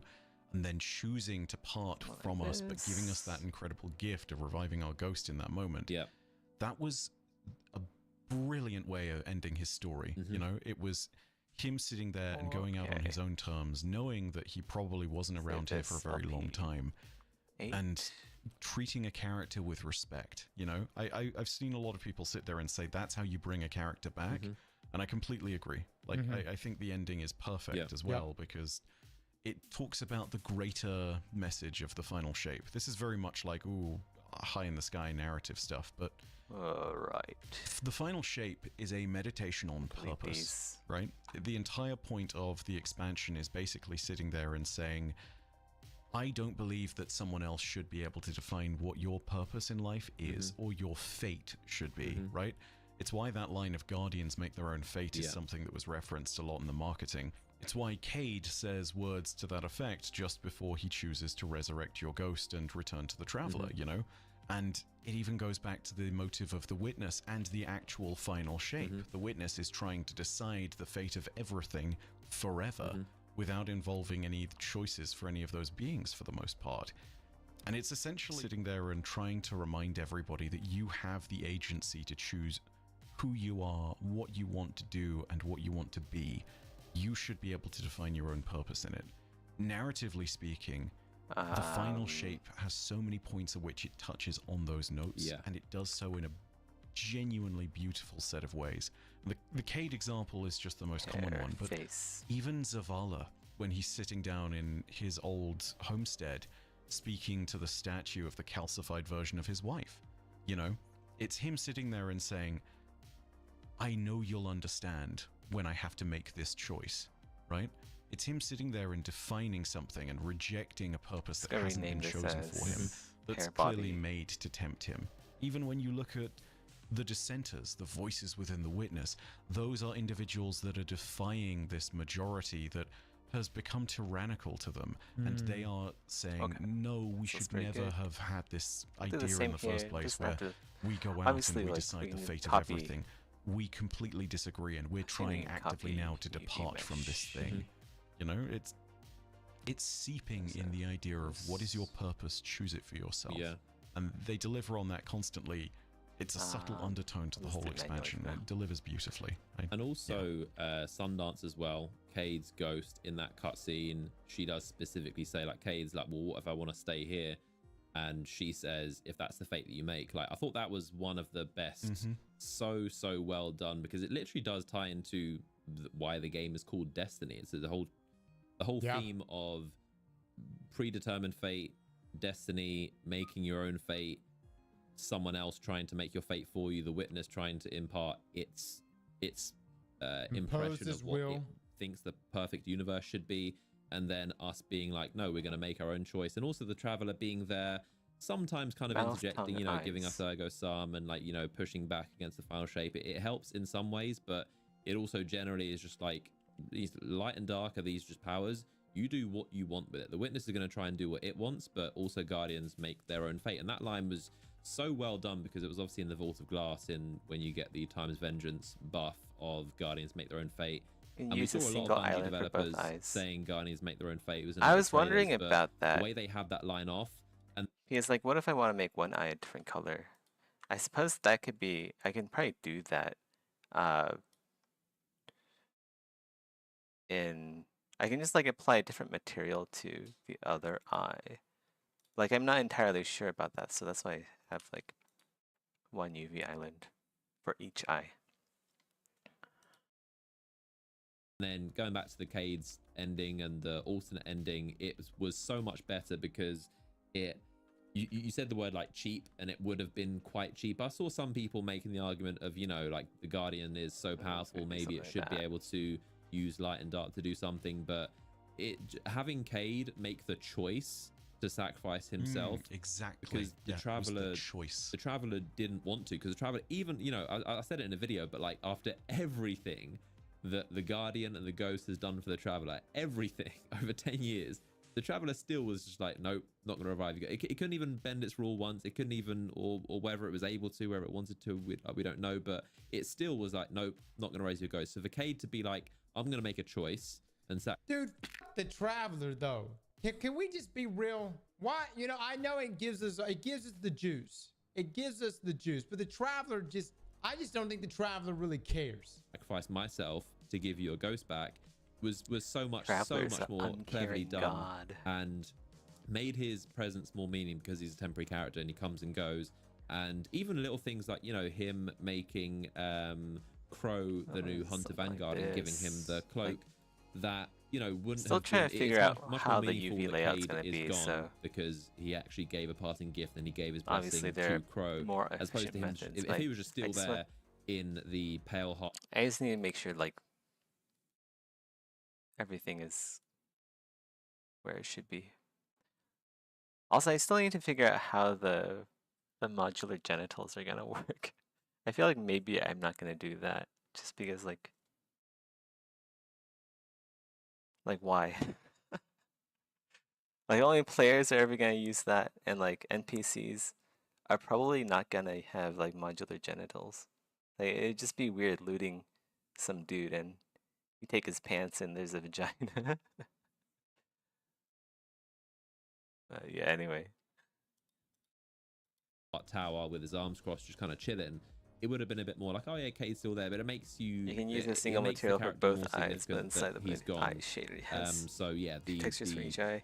the Yeah, ending we got I'm was pretty much better. You I can figured see it was gonna be like that. Why they changed it, but also it's not like it's not like it was still in the game. Like it was, what we saw was probably a very, very early cut, and it goes to show. And we did also see, and I think Jason's reporting of how they did change the story and missions and do a lot of moving around with Final Shape, and that might have been something they would have done. But yeah, definitely much more happy with the ending they got. And it was just the whole theme of Guardians make their own fate was very, very cleverly done. I will hold nothing back with regards to admitting genuine. I'm not a Cade fan, so to speak. It's not like I hate the character. It's more just one of the things of like, I sit there and I'm like, oh, okay, it's pretty cool, pretty neat. I'm a warlock at heart. I don't really care too much for hunter stuff when it comes to all of that, but you know, the way that they framed that entire scene was beautiful. It genuinely brought me to tears because it really did I guess I'll feel like a just go whole 10 do that. years had come to a climax in that moment. Yeah. And I can say very few franchises where that's actually been something I've experienced. You know, the last time I think I saw something like that was Mass Effect. Okay, I don't think there's gonna be different pupils for. I don't think you should be able to customize your pupils. Like, pupils aren't really something that have a lot of variety in real life. I mean, there is some variety, but like it's not like humans have cat eyes, right?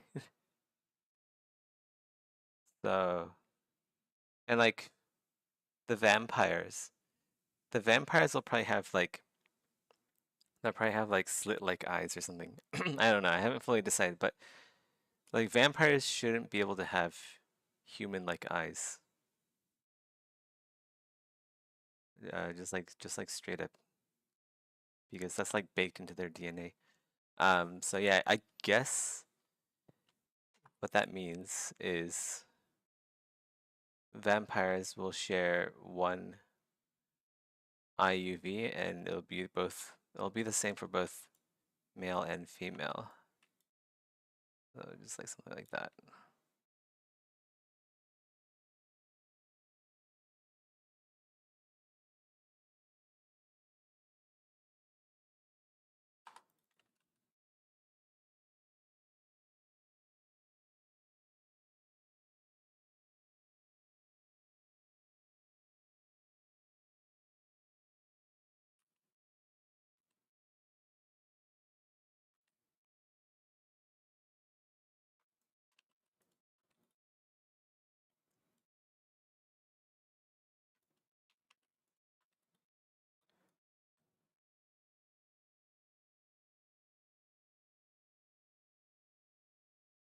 Yeah, this looks better. It would be nice if I could extend the face and make it bigger to even fill up more of this area. Or maybe I should make the teeth a little bit bigger.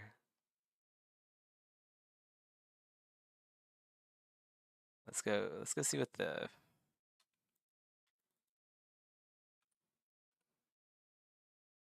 mm,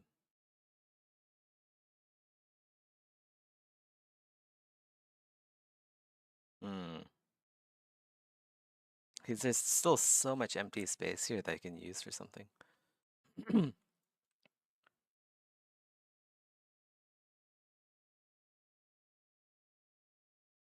I'm not happy with this at all. There's like a seam that's visible if you get close enough, like right here, the top line here especially. You can see that in Substance Painter, so that means you'll be able to see it in game. Actually, it's kind of hard to see here. I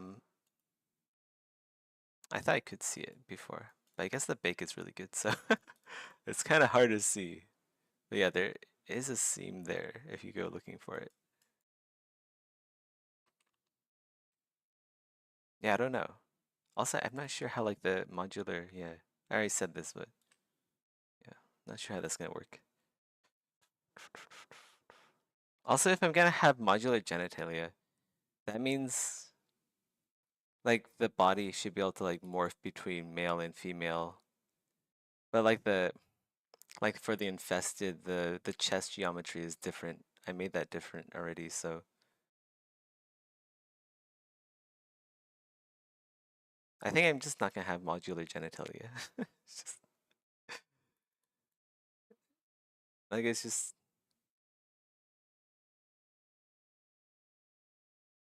I guess it is kind of just like DEI stuff. It's good marketing, but so is like having genitalia in the first place.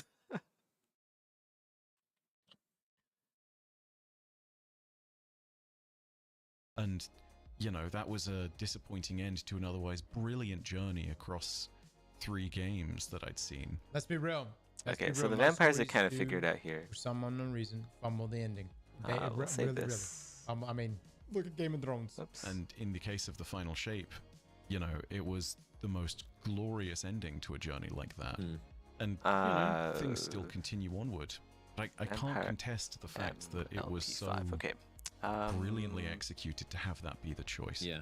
Also, I do love that Sundance effectively was the stand-in voice for the Traveler. Okay, because here we go. it gave this one has us the a way of eyebrows speaking and the directly eyelashes. to the quote-unquote god that we've been sort of serving this whole time with the thing of the light and whatnot, Move but that it up also kept the Traveler here. as an entity pretty mysterious, you know? We still have that mixture of we learned a whole ton about the Traveler and what it is and what's going on with it, and what's happened to it now. Vampire But we still M. don't know everything. And I Vampire think that F. that was a really delicate line to try Why and is there sort of eyes LP? tiptoe through and to really hold the balance It's like on. another But they did eyeball it. here. Where? And it's why I think the choice for Sundance to be there was so brilliant too. But- Even at the very end, where you see I don't need Sundance's shell that. briefly, and it's just brimming with Oh, light. yeah. It's like, you know what's going on there. This is something Shift B larger instead of within that Shift B. shell. There's I think I something did more that. going on. But what was up with? Remember that Final Shape trailer Alright. where it sounded like the Traveler's voice? Like, whatever happened to that? I didn't see anything. Was that line cut, or was it in the game, or? No, I want to say that was one. TBH in an RPG are like consequences that are visible on your character. Like if you become some sort of mutant, it's something. I can't read it because there's this stupid heart thing in the way when it's visible on your character. Yeah. That's true. That was the center. it's in the game. It's just not. I in mean, any I'll important probably context. figure And out how to I'll do it. Say this. It was Micah 10. It as probably isn't that stands, hard, Oh. honestly. Which is funny too, because it was one of those moments where it Um, sounded like it could be the voice of the Traveler, and Oh, in yeah, a it funny was. way, it kind of is, because just, she's a like, speaker, not very right? high Yeah, priority She's for me yeah. able right to now. interpret the dreams Yeah. and visions of Huh. the Traveler. So True. That was narratively Micah, okay. speaking, yeah, sure, it's not the Traveler directly sitting there and telling us we are the light of hope. Mm. It is, however, someone who is able to interpret the feelings Closest and thing. emotions of something that's way bigger than any of Yeah. us. So yeah, Right. next best thing Yeah, I I was think on thinking that about front. that. The El Heart is easily one of my favorite destinations they have ever made. Absolutely everything about it. I've never just Move this over enjoyed here. being on a destination so much. Just everything about the linear path I think is excellent, especially in the campaign, how you're progressing in a direction, you're not going back on yourself, and you're not repeating the same areas. Like every new mission you get further and further in, and it goes from this just beautiful lush green, just colorful, vibrant area to this very just gloomy, post-apocalyptic, just doomy area. That's wrong and very surreal And it's at just the same got time. so Okay, that many looks the good. little puzzles and secrets, just the little chests, like little stitching chests that it will kick the ball into the area. Like they're perfectly done because they're so simple. You can kind of figure them out by yourself, but they're not too long and annoying, and they don't get boring. Like the amount of times I would just go into the blooming and then just mess around with some stuff, and even Yeah, with no purpose, it is with no, cool, but like think also, like, think about this: how many people like in the world are like dudes with like female genitalia? There comes a point where like something is like so out of the way or so unusual that it might not actually be worth doing. Oh wait, I need to move these down 37 millimeters.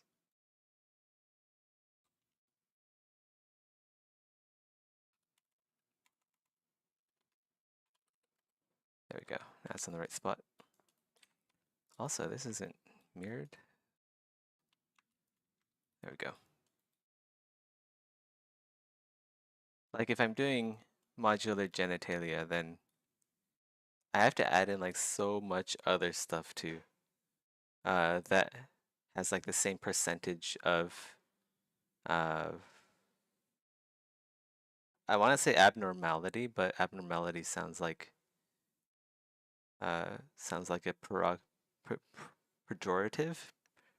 Pejorative. So it sounds bad, right? But like we'll say uniqueness. It's just like so unique that like anything else on that level, like there's probably more people with missing limbs than people with different genitals in the world. Like if I'm adding modular genitalia, that means I definitely have to add in like missing limbs and stuff. Otherwise it wouldn't make any sense. Oh, well, I was talking about the eyes. Ah, okay. Yeah.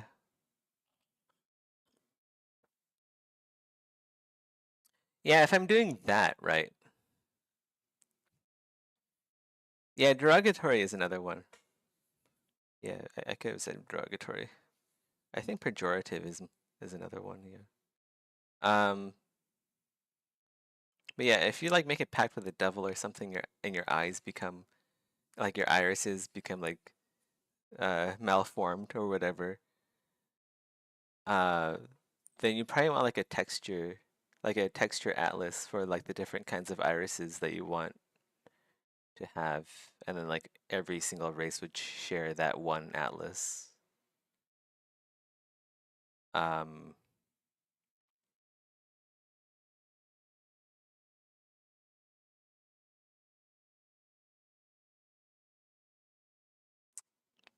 hmm.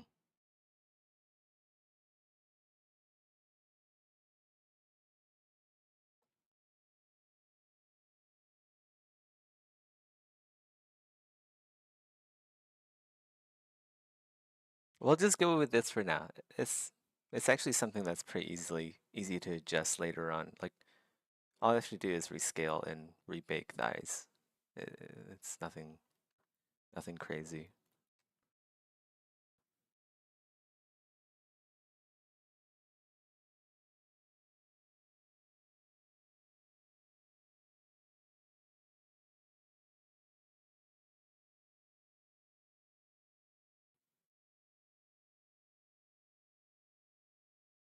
To do, just being in the space was actually just fun. And overthrow as well.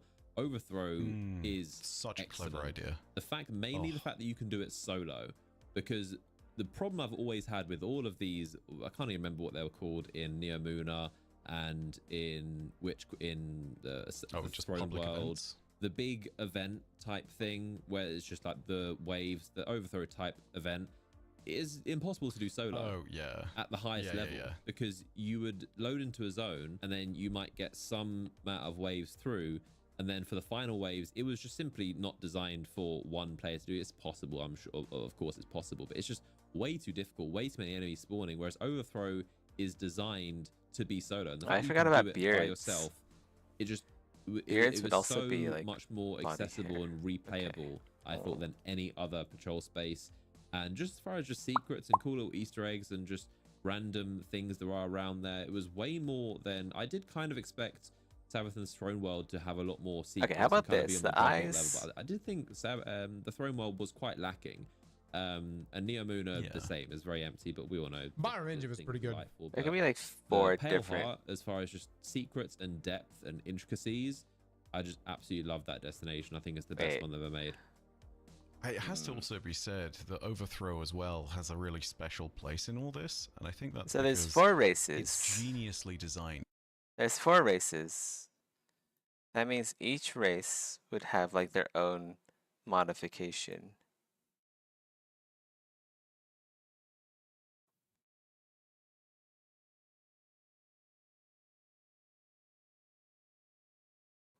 So there'd be like a demonic version of the vampire race. There'd be a demonic version of the infested race. And so on.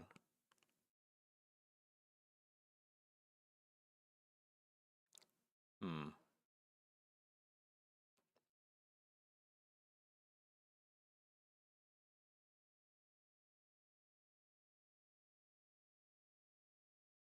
I just feel like it's not really worth doing.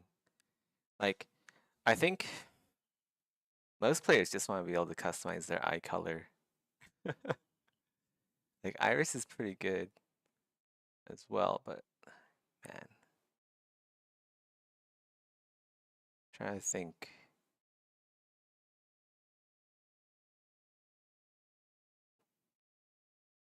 Or they can all, like, okay, so each race will have their unique racial iris.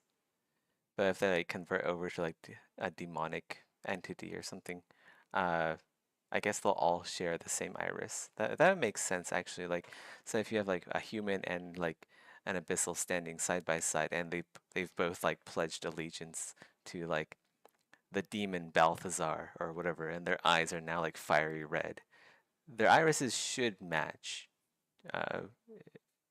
It'll look cooler that way, I guess. So that means, okay, so that means we have to subdivide this by 4. So we have 4 races. And then I guess we subdivide that.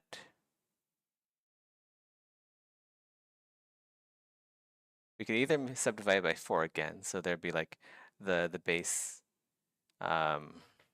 races would just take up this corner, so there'd be 4 here. So then there'd be another 4, another 4, another 4. But that'd be like a lot of different iris changes. I don't think I need that many, because that'd be like, what, 12 different factions you can pledge your allegiance to and have your eyes change? That's a bit much. So 1, 2, 3, 4, 5, 6, 7, 8, 9. I guess there could be like 5 different factions then. So if we split this into a 3x3 grid of irises, that could work.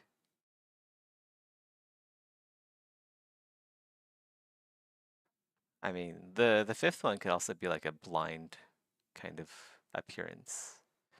Yeah, there could be like injured eyes too. So blindness could be one. And then would there be like multiple UVs for the eyes? Because what if there's like an eye film geometry? Like cataracts and stuff. It gets a bit complex. So I'm thinking, yeah, 3x3 is good enough.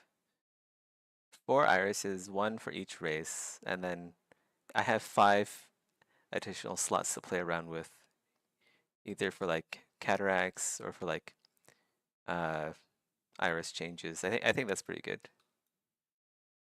So I don't know.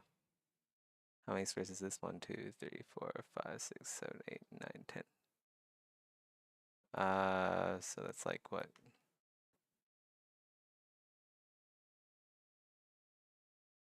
Three and a little bit more. I don't know.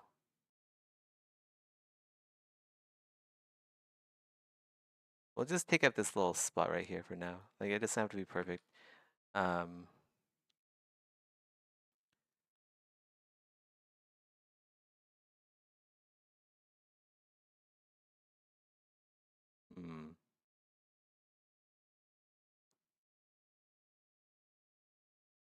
How am I gonna bake that though?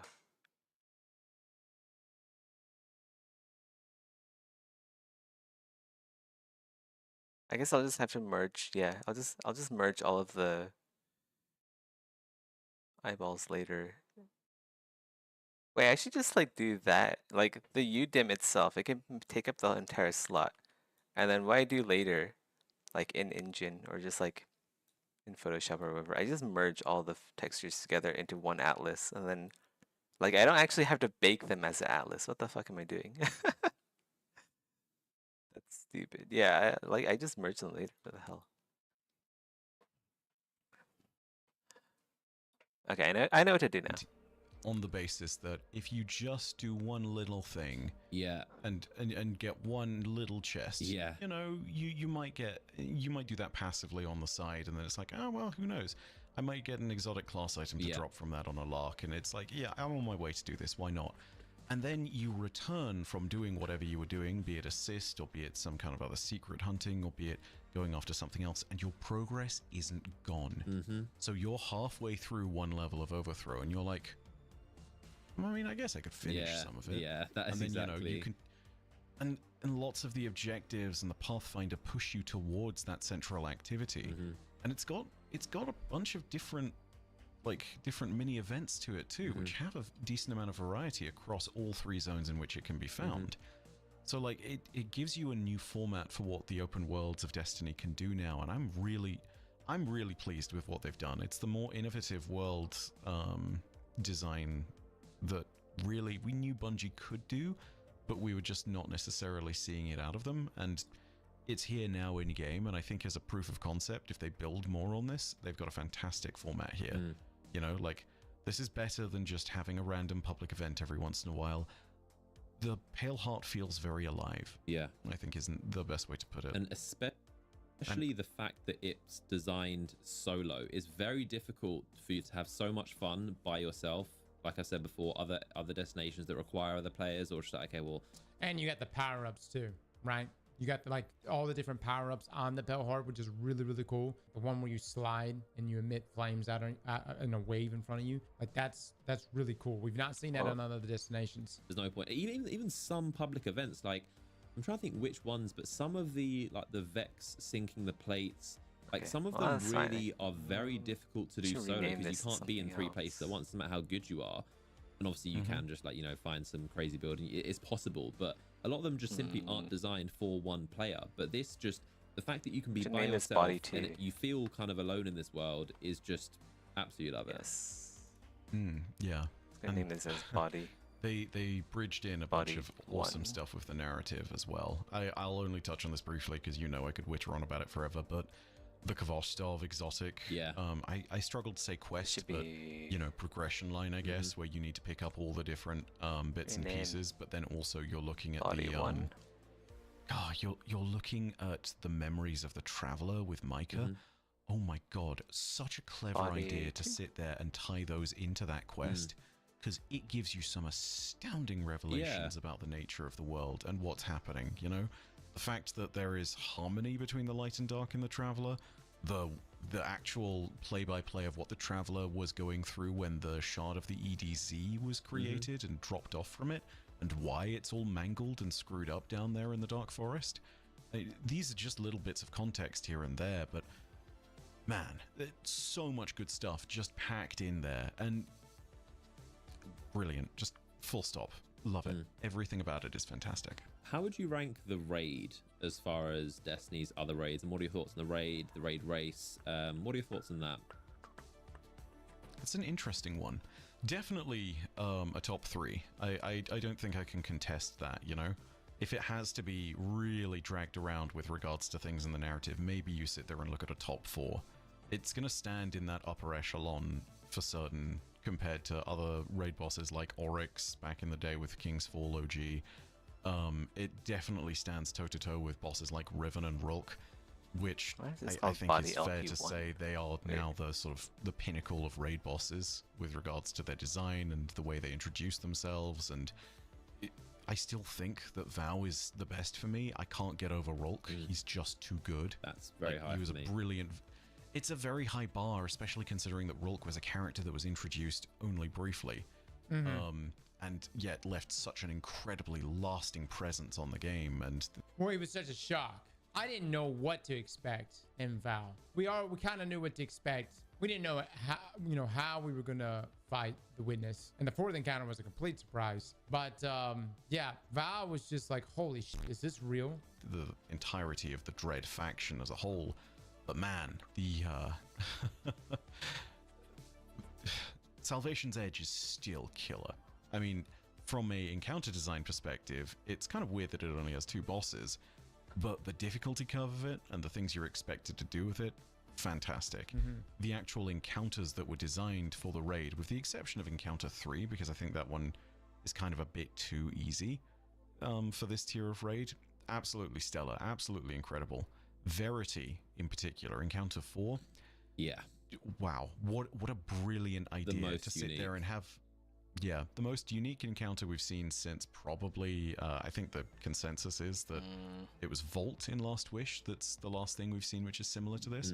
But it's Volt on steroids. Yeah. And the fact that it took 11 hours for the first team to crack it, I think, that's really, I mean, that speaks for itself.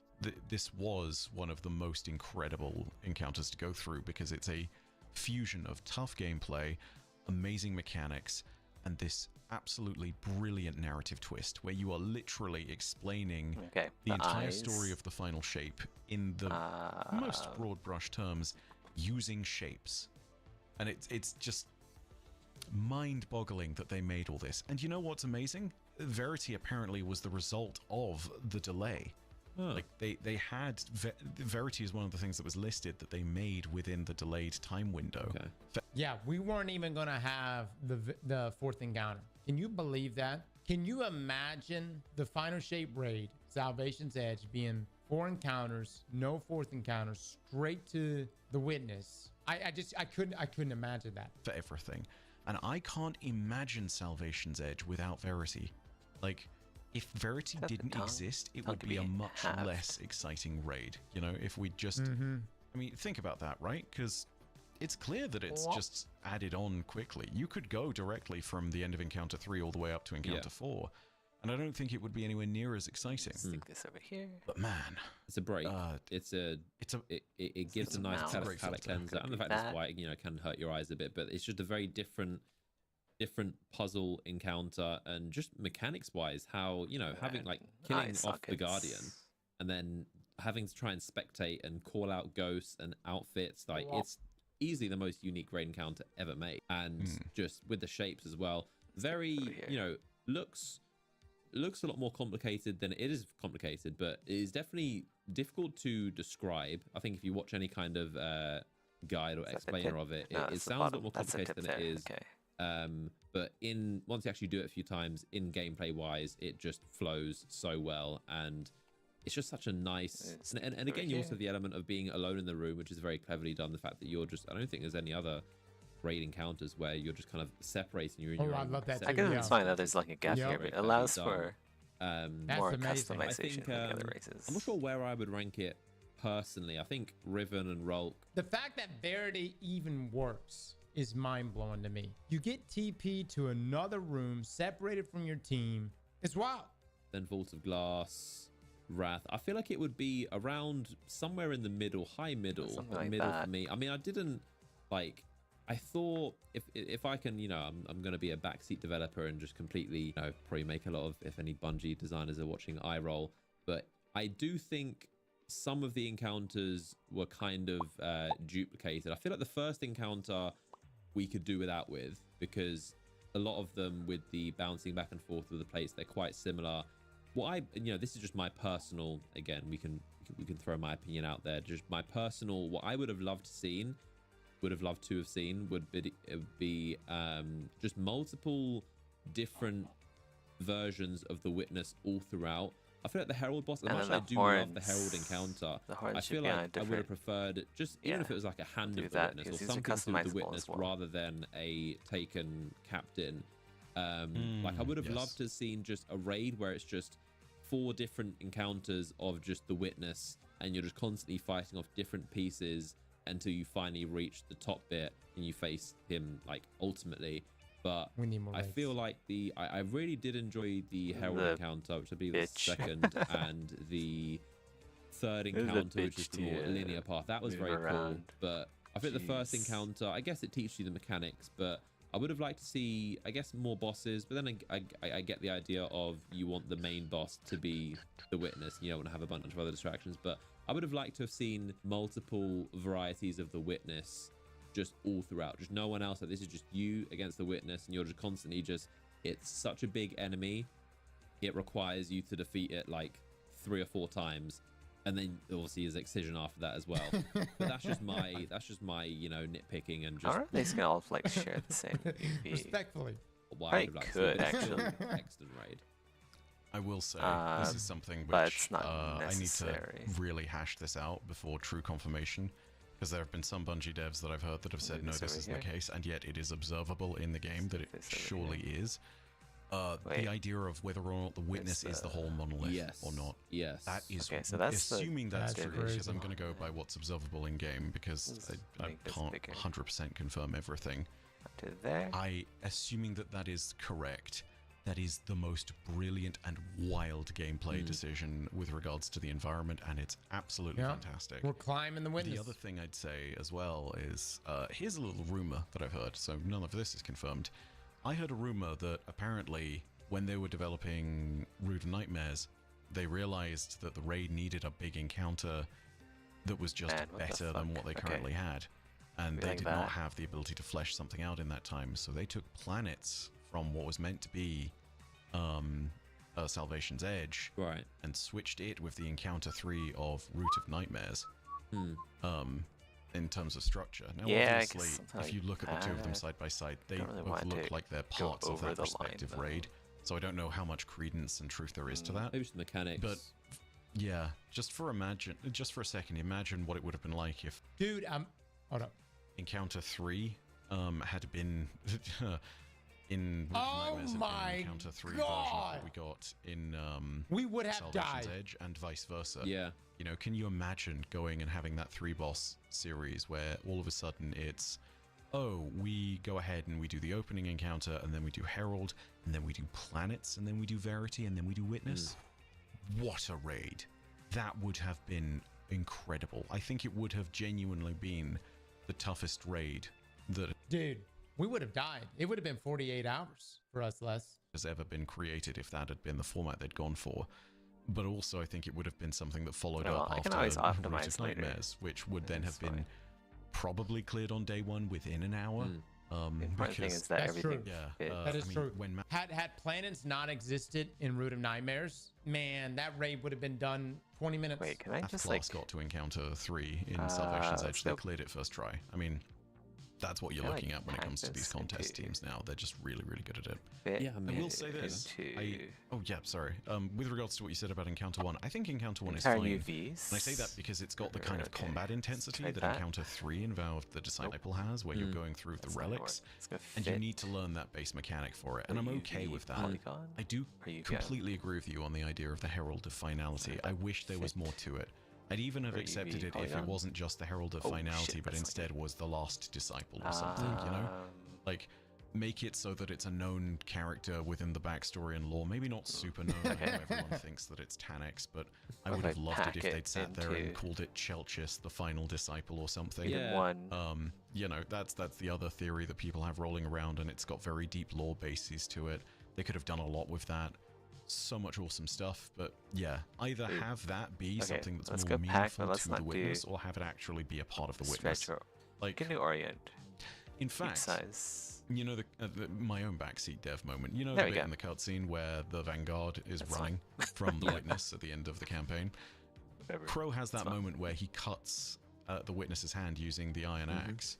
Can you imagine if that's essentially what we have to do in Encounter 2? Is instead of just fighting the Herald, is fighting the Herald so that you can steal a weapon the Herald has, be it a glaive or something, because the disciples have a thing for glaives, and then using that to actually cut off the Yeah. weakened hand. Yeah, like, Like, that's the kind of thing that I mean. so Like, many it cool wouldn't things. it wouldn't right? have to be just a whole separate witness, but if it's just an encounter and it was just just Or if I just separate this the horns cloud and into there's just the- hundreds yeah, of hands these that are should be reaching their down own and you have to separate chop them mesh, all off, and you're actually. kind of weakened. The theme is that you're rising through the monolith, you're chopping off these hands, These will and you're have weakening bones, it. actually. just so they something should along be those their lines of very just own. Where I just didn't want to see Mesh. anyone else besides the witness, and I wanted to just face guys lots will of be different forms animated. and versions, because the witness can kind of shapeshift, and it is just this weird giant structure which we can't even really understand. But yeah, the raid was, by all means, it was technically the most difficult raid Actually, ever, which no, is it good. doesn't I need to be. wanted to see that. It deserves to It's be. Like, if bone. you know, if it was as One easy team as cleared on day one. if it was as One easy team. as Root of Nightmares, Nezarec, that would have been, because that was just so easy. But they did that yeah. deliberately. Okay, that's they, fine. they Never mind, never wanted mind. to. It's all- But it's the all fact of good. it being difficult, I think, is very satisfying. It's like And grab this here. you know, the raid race was entertaining.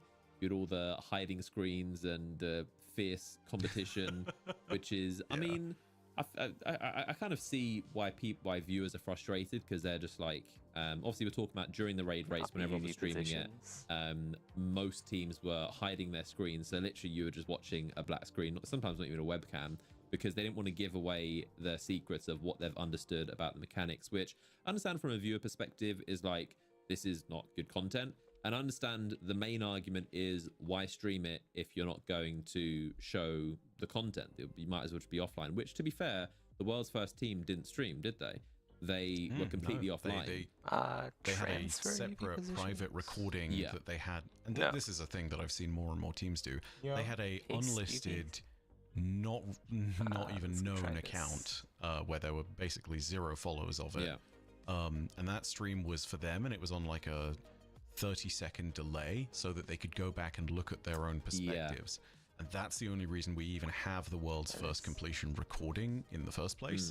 It's Nope. just that stream was going alongside the recordings that they had Shit. How did I do IRL this last time? alongside their thing. So it's just these different moments at which you can see different teams running it and then putting all this effort into hiding their screens. I hate to Nope. say that it kind of comes with the territory. I understand the bad experience for a viewer, but I'll also sit there and say that it creates a culture all unto itself. And I think that there's a hilarity Oh. to that, you know. The Nowhere else eyes. can you sit there and say Yeah. world first race where Okay, it's yeah. people the intensely eyes weren't shouting part each of other out this. about mechanics, and all you can see on screen is Move this over a bunch of here. weird images blocking something and then a pair of dancing tomatoes as a part of a GIF in the center of the screen, just to make it even more confusing. And it's just, Yeah, I get man, the it's so silly and it's so ridiculous. I'm sure it's a terrible experience as a viewer, yeah, but like, like I said, I get the viewer experience, and I Yeah, get the that's main gonna make argument us- of, you know, why stream it if you don't want to show it. But at the same time, this is a competition. here. This is a race. This is a competition of who can solve a puzzle first. So the idea of, like, if I've figured something out, I don't want to, like, you know, if it was any other kind of Oh, and just also the tongue. competition on Yeah, the scale of remember. like this, like that. then you wouldn't want to be giving out what you figured out. So it is a competition first. It isn't a, hey, let's stream. Okay. And there's also another element that a lot of people don't realize is there are, like, these raid teams have things called scouts, who are Copy people this. who specifically watch positions. other people's streams and go on Reddit and go in Discords and try and get information about who's figured out what. Oh, someone's Nope. That's true, man. The best raid teams are 7-man raid teams. Sometimes 8. got this strategy. They've tried doing the shooting this, and oh, this person's figured out this.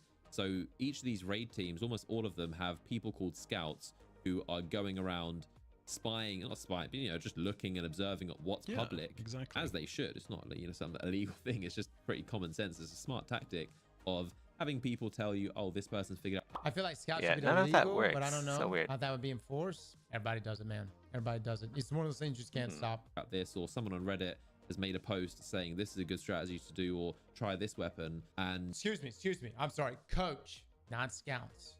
They are just coaches.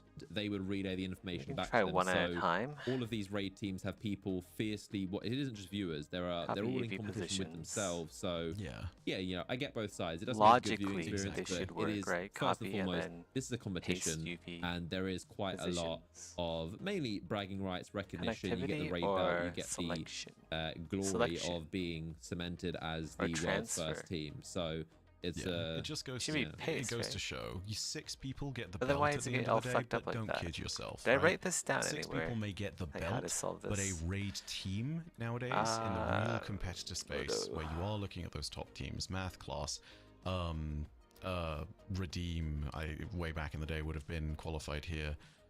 Salta Greppo's team, the name of which is escaping me. God, how can I not remember them? Okay. Parabellum, We who's copy, actually the world's use first team for transfer Salvation's UV Edge. positions. They're sitting there. They have coaches. They have scouts. They have Okay. people in between who are doing all the. School is back, and Dick's Sporting Goods has what you need Alright. to win your year. I have to Check use back hacks transfer, off your list. not copy the stuff. paste. They have their real life. You know, consider Danielle, Dato's spouse. Yeah, as let's go part of that do too, one at a because time for now. all the while she's Transfer there UP doing support stuff for day positions. one. Mhm. Like it's a whole It's, one operation. of, it's a whole operation for all of these Oops. people, and they put a lot of dedication into it. So like, yeah, Wait, but what? yeah, that was an interesting event. I have to say one other thing, and it leads us into another topic, I think, which is brilliantly handled. The raid dropped some fantastic lore Yes. throughout, Maybe but there was one copy. line that absolutely blew me away when I copy and first then heard it, transfer. which is when you transition from encounter 2 to encounter 3, the witness directly No? mentions the widower Mm-hmm. and essentially confirms its existence. And that was a huge deal. I don't know how best to explain this to anyone other than the way that I explained it first on my video covering this momentarily, which is just that essentially the witness confirmed that the devil is real and that it is not the devil, right? That's the most Oh my simplified God. version of sitting there and saying That's the fantastic. raid dropped some fantastic lore Yes. throughout. What a great There was analogy. one line that absolutely blew me away when I first heard it, which is when you transition from encounter 2 to encounter 3, the witness directly mentions the widower That doesn't work. and essentially confirms its existence. And that was a huge deal. I don't know how best to explain this to anyone other than the way that I explained it first on my video covering this momentarily, which is just that essentially, the witness confirmed It works that partially. the devil is real and that it is not the devil. Right? That's the most simplified version of sitting there and saying it that I can possibly do. And Okay. that, as far as Destiny's narrative future is concerned, Maybe it's just not like gave it similar enough. such an important Oh, set this of also legs, I have too. if that makes sense. It Yeah. can walk with this now. That. The reason I say that is as follows. For about 5 Oops, years in the lore wrong and side. narrative side of things, there's been this constant sort of back and forth about, well, is the Winnower actually the witness? What are the two? Are they different? What's going on? And it caused a whole bunch of different people to sit there and point at the narrative and say, it's pretty clear this thing has not been fully planned out. Looking at things now, it seems clear that at very least the narrative team has been able to take that very delicate discussion about what this true villain at the end state of Destiny really is and what they really want. Are they the same person? Are they two separate entities? What do they represent to each other? They've taken that very delicate discussion and they've perfectly threaded the needle that they needed to. And they justified the existence of the witness whilst not devaluing the existence of the Winnower. Okay, They so made both of do- them distinct entities with distinct different modus operandis and agendas. Well, I They make made this it so bigger, that you have a ship that, whose and lore tab then was revealed well after the raid and we'll go a try gem excision was launched. transferring it now. No, not the first knife. It's the pre-order Copy ship. UV. Nukray. Okay. I keep saying it there. I'm sure Transfer. I'm pronouncing that wrong. No, that doesn't But work. yeah, it's a ship where it's literally the Winnower sending you a message. Oh, And- yeah. Yeah, it's brilliant because of the fact that now they've sat there and said, you've defeated very UV. an elder evil of this universe. Hmm. But the No, real that doesn't thing, work. the equivalent of the gardener that the witness was Copy. always talking about, the actual thing that's at the Paste. heart of darkness in the same way that the gardener is at the heart of the traveler and the heart of light, that's still out there. And it's a force of the universe. It's higher than anything you've seen other than perhaps the traveler and the light. And it's still out there looking on at what you're doing. And the brilliant thing about that is it's given us some further clarity and context to what Oh, might yeah, happen it in future works. expansions and where they might be pulling the story next as far as the next big bad is concerned. They've also made it so that they've justified the last 5 years of lore, given themselves some major stepping stones, and made it so the universe still has a big bad. If we do ever get to the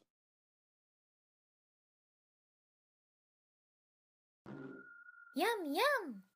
Floyd here with a quick look at the Transfer UV Positions command in Modo, which enables you to transfer UVs from one mesh item to another. In this example, I have a few elements that make up this hat that were duplicated from a single piece of geometry, but only the center mesh has been UV'd. I can transfer the UV data by simply selecting 2 polygons on the UV'd mesh, then select the same 2 polygons on the other meshes, and run the Transfer UV Positions command. This can be a quick way to copy the UVs you created for an original mesh. Okay. Let's see if that works. Wait, but it has to be like in the same.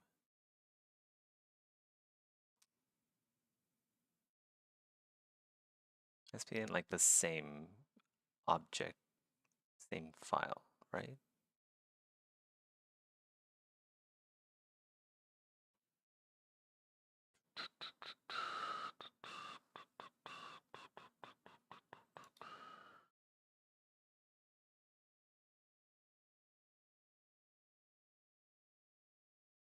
Hmm. Like what I could do, I guess.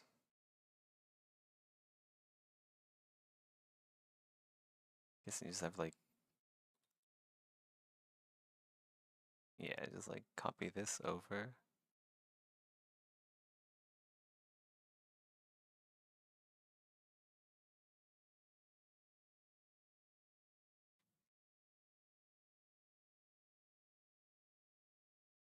Oh shit.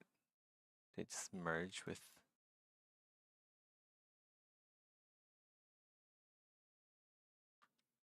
Okay, let's do that.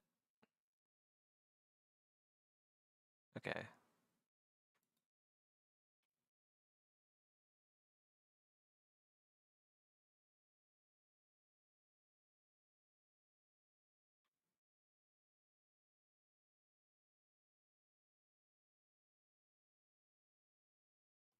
Oh my my god, what a pain in the ass.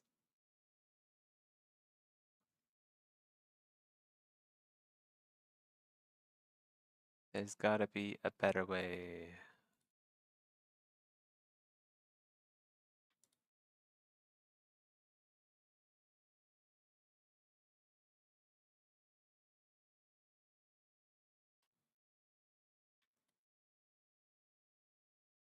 I can't do cross file transfer.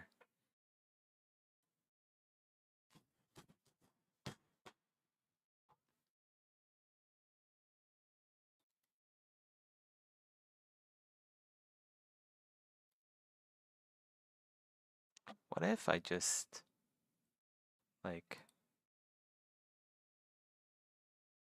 well,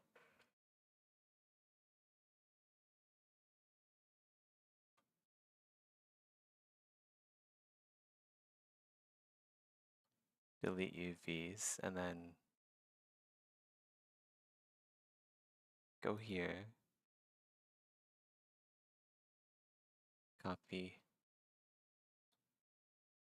and then I go here,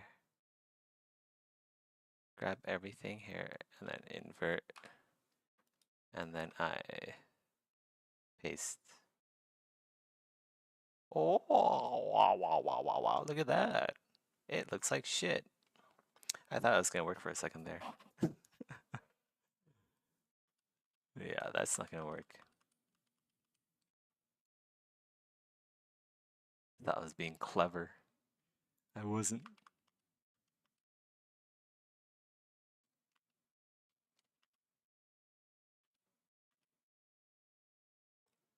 Hmm.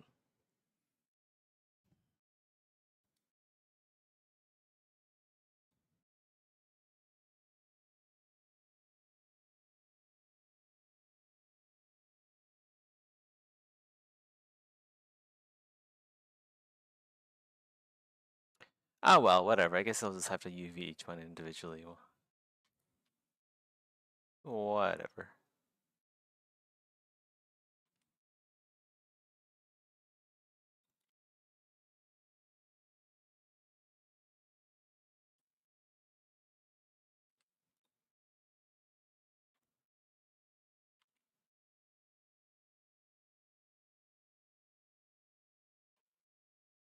That point where a Destiny 3 comes along, Actually, I think they yeah. may pull the trigger and make the Winnower the big bad of that. Yep. Or alternatively, they will set things up so that a new saga begins and it ends with the Winnower being somehow conquered or defeated. Hey, can I like? And that's brilliant. Let's go try this. Because we've sat there in the last 10 years and we've been in this cycle pushing towards the Witness, even if it took us time to really get to the point where it was clear that it was the Witness. Mod, start banning fucks. Yeah, that looks good. The story of Destiny was not written in Try one that. cohesive fashion. Like, it was segmented as far as its creation was concerned. The designers have done something brilliant here. Narratively, they justified the past whilst laying the foundation for the future. And they gave us a big bad that... wow. I don't know if you've read any of the actual written stuff that's clearly from the Winnower. But I don't know who they voice for that character. That gaps but my pixel. They're brilliant. Like, they have some Dracula level energy where they're the kind of person who, in the same breath, will sit there and sound inviting and menacing and completely in control. Okay. Let's not do that. I don't know. It feels like you're listening to Machiavelli give a speech. There's gotta be like on the nature of why you must be subjugated. It's brilliant. Direction like, auto. The closest I think we'll get to that is Rolk in terms of the smarmy energy, and I love it. I can't wait to see what happens with it. Do you think the Winnower would be like an enemy that we would want to defeat, or do you think it would be just kind of like a thing that exists as a counterpart of the light that kind of do you think it can be defeated? Do you think we'd want to, or do you think maybe it would have, because the Witness was the first knife, which kind of implies that maybe there would be others. And I was thinking of the I think the ship is called the First Knife, which is Mara and Akora talking about like they're just kind of realizing like, whoa, like okay, so the Witness is the first knife. Let's not keep then what wields gaps, it? 20%. Yeah, exactly. Which is they're talking about the Winnower being this thing, but do you think there would be second knives and third knives and other things that just utilize the power and kind of are, because the Witness even said that, you know, even the Winnower doesn't tell it what to do. That is definitely not acts on its own will, but it's somewhat aligned with the Winnower, the same way that the Traveler doesn't tell the Guardians what to do. It kind of sometimes gives us a little weapon, it kind of gives us a little nudge, it kind of helps, but it doesn't generally. Traveler doesn't intervene, and it kind of seems like the Winnower is the same with the Witness, and the Witness is just doing what it wants in its own final shape. But do you think the Winnower is a character that we would defeat, or do you think it's more of just a cosmic energy that will always exist and it maybe has more minions? Very good questions. To answer the first side of it, I think there's a possibility, but if they are going to go down that route, they need to treat it with care, and that's why I'd sit there and say it needs to be another saga, because you would need to build towards something like that. The Winnower needs to be a villain that you treat with respect in the same way that you treat Savathun with respect. You need to build towards that, and it needs to be meaningful, right? Because they are more of a universal force. The idea that they phrase themselves with is that, you know, they are quite literally the idea of, I guess if we use the Hive terminology, they are sword logic incarnate. They call themselves majestic because they believe they are the only rule and beautiful truth of the universe that exists. And they think of themselves as a fundamental force of the universe.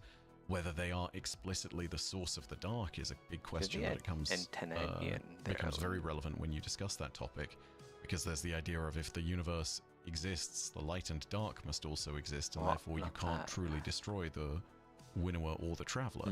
So yeah, big questions about that. It goes to the heart of whether they actually are like key parts of the universe that truly must be. In which case, in order to defeat the Winnower, we might not need to actually physically defeat them, but instead maybe players will try to persuade them that their situation, their view on the way the universe should be, their outlook on things is just wrong. But it... In some ways, and this is just my opinion, I thought that the Witness was in fact going against the Winnower, because by freezing everything in the final shape, that completely takes away from the sword logic that the Winnower seems to live by. Leads us then into the second question you asked of, are there other knives? And to that I say, in a certain sense, to all of us, we are knives to the Winnower. And it's on the basic premise of what is said in that one ship I was talking about. The Winnower sits there and says, I'm so glad I'm here in this cosmos now, because somewhere, everywhere, all the time, even if it's in the tiniest of cells sending electrical charge, or if it's in the greatest of civilizations, someone is making my choice. Which is to say, someone is ensuring that the strong survive and the weak perish. You know, that's at the core of what the Winnower believes. It's this idea of strength is right, might is right, and therefore without the ability to be mighty, you are not righteously surviving. You must exist this way because it's the way that the least suffering is inflicted on the universe. Otherwise, you're just prolonging the weak so they can suffer more. Yeah, I do love that element of it. The whole survival and the flower game, and just the survival of what should exist in the universe. It goes very, very deep and mega mind Darwinism. Actually, though, like philosophical in that sense. I've always loved that storyline. Exactly. Go over here, I guess. It's brilliant too, because there's no body for now. Especially after having just defeated the Witness, it's this grand retort. We thought that we'd conquered the ultimate evil, and it's been made clear that there is a separate entity that spawned the Witness through some means. Obviously did not directly... It's not to say spawned as in it's the child of the Winnower or some nonsense, because we know how the Witness was created.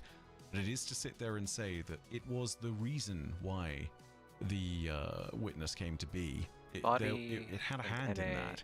And it's also to imply that, hey, everything's still playing out as I imagined it would. Everything's still going to plan. Light or darkness, someone is still making my choice. It's a mastermind kind of villain. Mandible A1. But again, had the Witness been successful, no one would be able to make that choice anymore. So the question is, did the Winnower play a role in our success? That's what I think is brilliant. They've written it as such thus far. And they've given an open plane by which we can sit there and take the story in directions, and the Winnower can now be a part of all this too. I'm really fascinated to see what happens, especially because this involves the Veil. Yeah, inevitably, that was my next question, which is, so we have the Winnower, which we now know is a confirmed thing. But Wait, that then means there's, I guess some of this this stuff is is maybe gonna be designed like to the be vague. Not sure hair if you have any hair. insight on it, but how come and then loads of in NA, characters this will be like the call the body Traveler hair, the Gardener, right? whereas, you know, you would assume that the Gardener means is this will something be else, like similar to the Winnower, and then underneath that, underneath the Winnower, you have the Veil, and underneath the Gardener, you That's have the a little- Traveler. that's a Like, I always lot of kind of assume the Traveler and the Veil are the customization. counterparts, but the Traveler and the Veil aren't Way too much directly. But then customization, honestly. at This one should point, be, one of the Mandible should be part of the dissenters face. says about the Gardener and the Traveler, and then we saw this opposite, which is the Veil.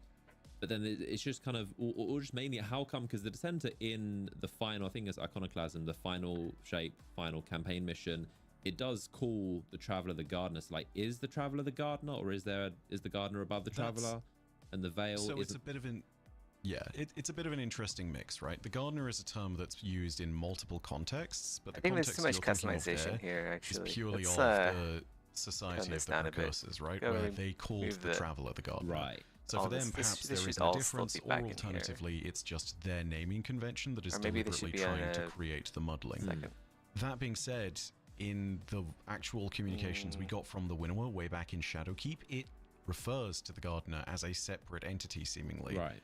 Now, again, there is nothing explicitly where it says Traveler in those logs, so it could very well be the same, and that's kind of where the theory of, well, I can if fit the like all Veil this is in one of here, those so it great should sources be of darkness, and if the Veil and the Traveler seemingly were linked at one point, much like how the Winnower and the Gardener were supposedly in the Garden before time, and if they even Is it operate back on up the there? same frequency of paracausal energy, which is something we learn from the Veil containment logs, maybe it is the case that then the Traveler is to the Veil as the Gardener is to the Winnower, and there is a deeper entity within each of them. I think it's also worth remembering that one of the go big back up concept here. pieces that was never used in Lightfall or Final Shape, but there is an animated piece for it, is of a Guardian actually within a suit falling into the kaleidoscopic part of the Veil. And the idea of beings interacting with the Veil, be it Maya Sundaresh or the citizens of Neomuna, and actually entering it either through the kind of cloud arc digital reality that they've been able to create on top of things, or by actually physically interacting with it in a much closer manner, it's not a foreign concept. So, just in the same way that we've gone inside the Traveler, you have to question if one day we might actually go inside the Veil. That's pretty hot going If inside so, the Traveler. Holy maybe we crap. don't meet the Winnower because, again, we didn't technically meet the Gardener inside the Traveler, but I mean, we kind of did. And even if we did go in there, Okay. what are we going to find? Or what are we going to see? What governs the interior of that dimension? I'm really fascinated by that question above all, because the underlying you shouldn't be able to foundation and customize vague the antennae, hints within the lore because are this there. is a They're very species, prominently like a, suggested at. you're locked in. Nothing with is truly this. confirmed, and it gives Bungie the freedom to sort of write that story. I say Bungie. It gives the narrative team at Bungie the freedom to that write shouldn't be those a thing. stories in the future. We've got to do this. We've got to differentiate cold between here. Bungie That and the translates. actual devs there. And But yeah, no, it's exciting on that front because it points in a direction, but we don't definitively know, and it gives them freedom to do what they want with that. the Winnower is the same character that Oryx spoke to when he communed with the Deep. Is that the same? This is I know it was something a we long have more time ago, clarity on but- too. Yeah, no, a long time ago, but for those who don't know, old Hive lore, there's a thing called the Books of Sorrow, and at a certain point in time, Oryx communes with a being that is referred to as, quote, the Deep itself. And that seems to imply, in like later understandings of the lore, that Oryx was perhaps speaking to the Witness. But it was always something that didn't seem right, because the Witness and the Winnower used different pronouns, and the way that one spoke was completely different to the other. And it seems now very clear that yes, Oryx was clearly talking to the Winnower instead of talking to the Witness. And it's also that way because their objectives are completely different, right? Like, the Witness wanted a perfect stillness where everything was kind of in a harmony, almost, but nothing would ever change.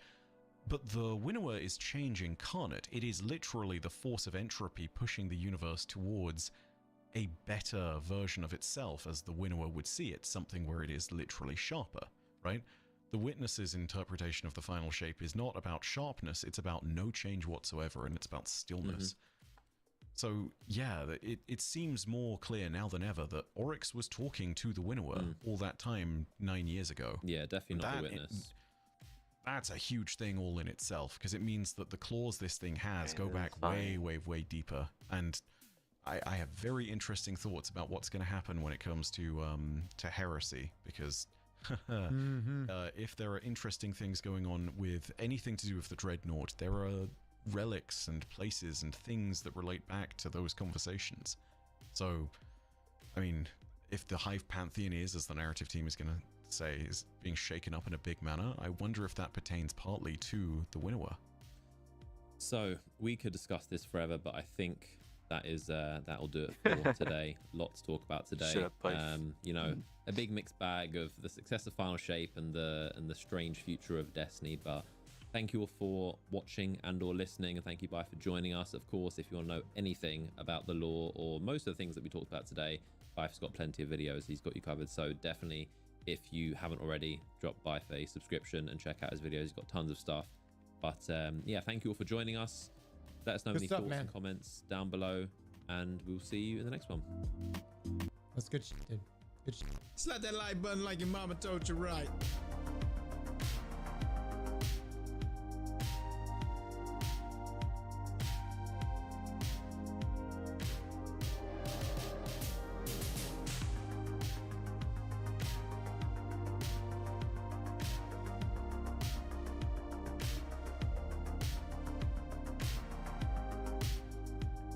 Okay, there we go.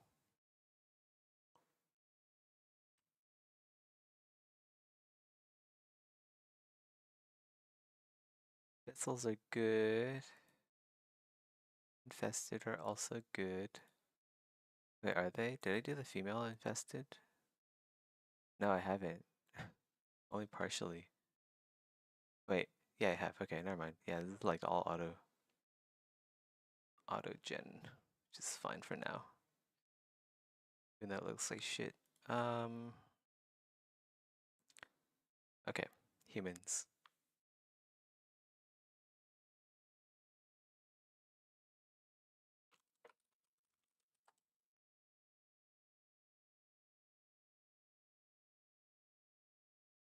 That's a weird UV config for humans. I guess it makes like the most.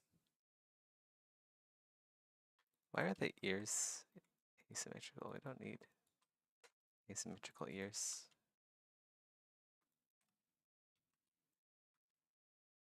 And then like that. This goes over here.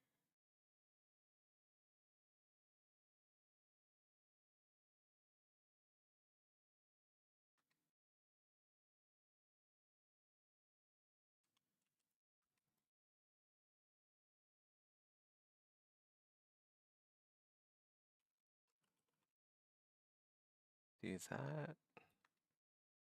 This goes here. Probably scale it down a bit.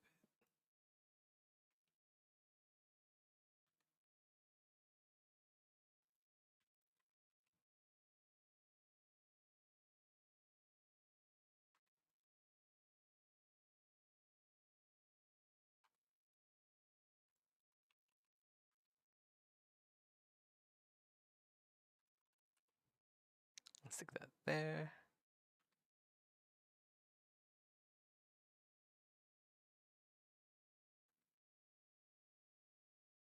Wait, are the teeth the same? Oh, I don't know about that. I guess it's fine. Should probably split it actually.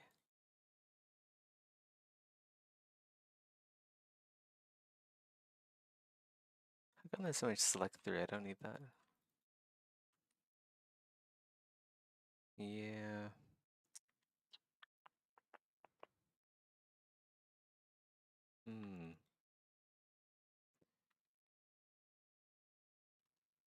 What are the teeth on the Okay, so the vampire teeth. Is that okay?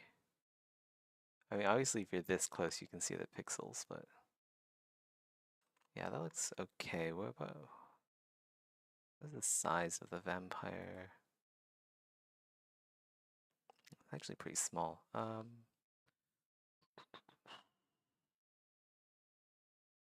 only halfway to the fingertips. 3 blocks wide.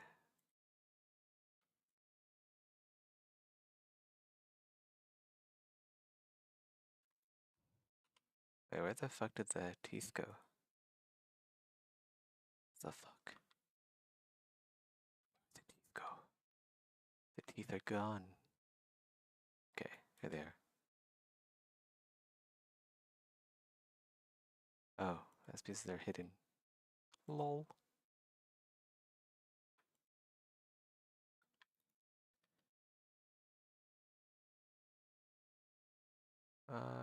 Go do that. Oh shoot, I have the ear selected too. Don't want to select the ear.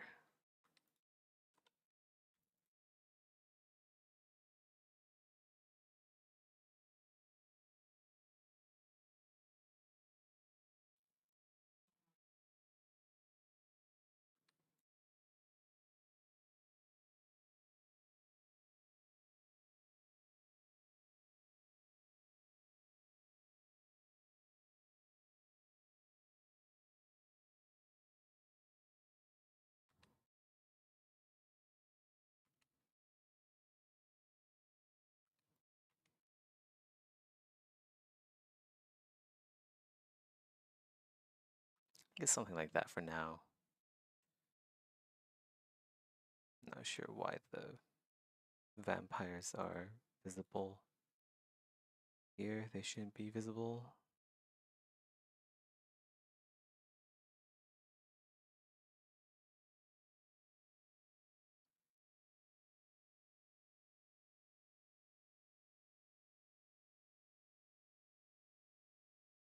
What the fuck? Why does it look like the vampire mesh?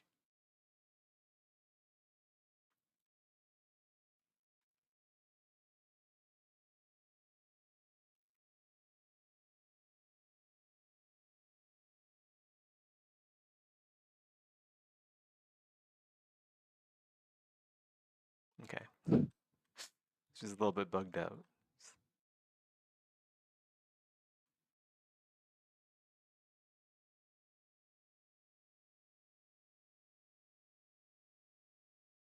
Okay, that looks alright.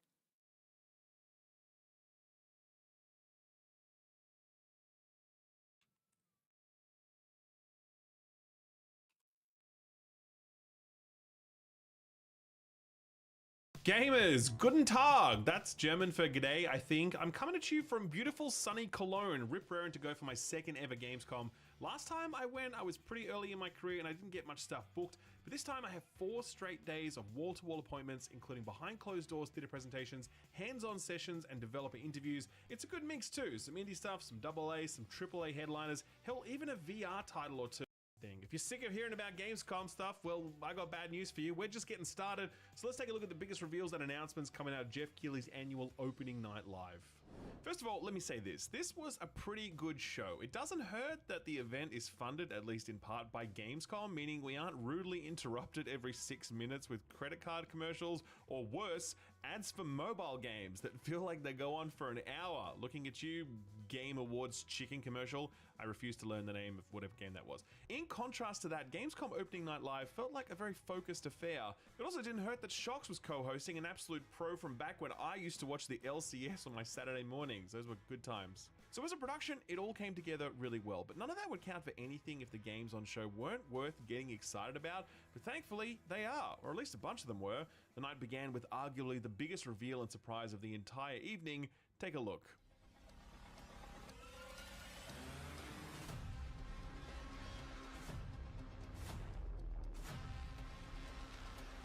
Borderlands 3. That's right, Borderlands 4 is real. Of course, we knew that since Randy Pitchford had teased it multiple times in the past, most recently at the conclusion to one of his Twitter meltdowns as he responded to criticism of the Borderlands movie. Regardless, I can tell you this, I was in the crowd for opening night live, and this easily got the biggest and loudest applause of the entire evening. people love them some Borderlands, and I not even a wonder. god-awful film can ruin that. Monster Hunter fans know what I'm talking about. No date for Borderlands 4 at this point, but it's due out sometime in 2025. Next up was a deep dive look at the Black Ops 6 campaign being developed by Raven Software. I think we can spare, 20 to 30 seconds to take a look.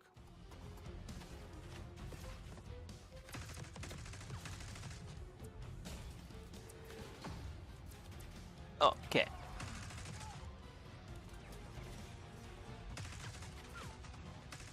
Now listen, it really pains me to say this, but unfortunately, this looks very good. I hate that Activision and Microsoft have somehow got me interested in a Call of Duty game, but I'm as affected by a cool trailer as the next guy, and this was a cool trailer. Don't forget that for the first time ever, the COD campaign will be available on Game Pass Ultimate and Game Pass for PC, a pretty cost-effective way of checking out the 6 to 8 hours worth of fun that a COD campaign usually serves up before you can move on to other things. This next game's trailers remain undefeated. Take a look.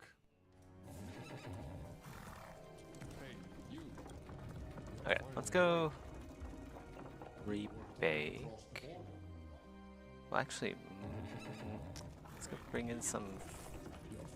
This needs hair. At least the eyes.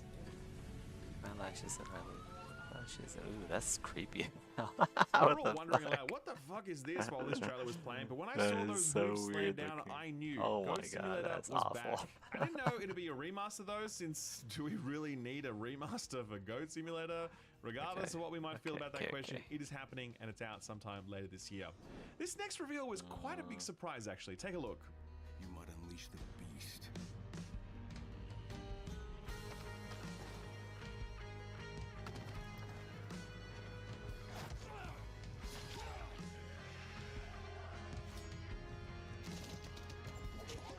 This is Dying Light 2 The Beast, and it's a standalone expansion to Dying Light 2. So there's a lot of It space promises around here. 20 hours of gameplay in an entirely new open world region. Techland are working on a new IP at the moment, so this appears to be a bit of a Not a side hustle lot of while we wait space for here, that. But you but- know what? It looks cool. I'm on board. No date yet, so expect it sometime in 2025. There were a few smaller games shown during the showcase, like King of Meat, a Takeshi's here. Castle style game where you get to design horrific obstacle courses. I then race wonder through them. if I There was actually Link, need to Banner cut of the these in Spark, half which for is a room. very ambitious looking action roguelike. Like these can with actually town-building be elements. There's asymmetrical. also Lost Records Bloom and Rage, another narrative-led adventure from Don't What is Nod, this the team anyway? behind the Life is Strange series. It's the And mouth No Room in Hell 2 internals. looks to be another zombie shooter. Oh, Honestly, the trailer didn't give away much else on top of that.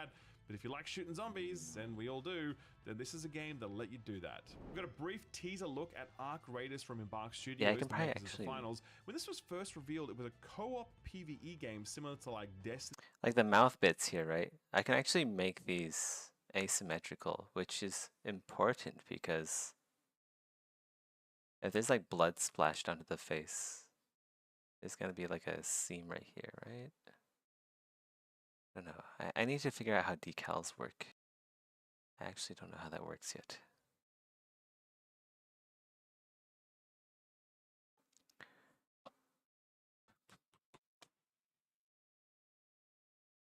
Hmm.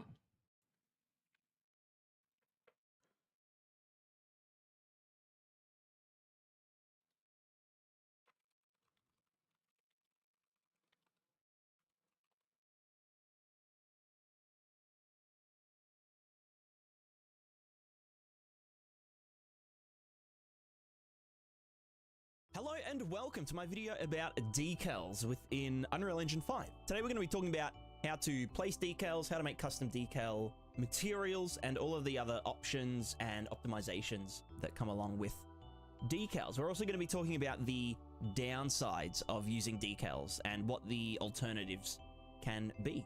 So, without any further ado, let's get started. Actually, one second. I need to go take a piss. Be right back.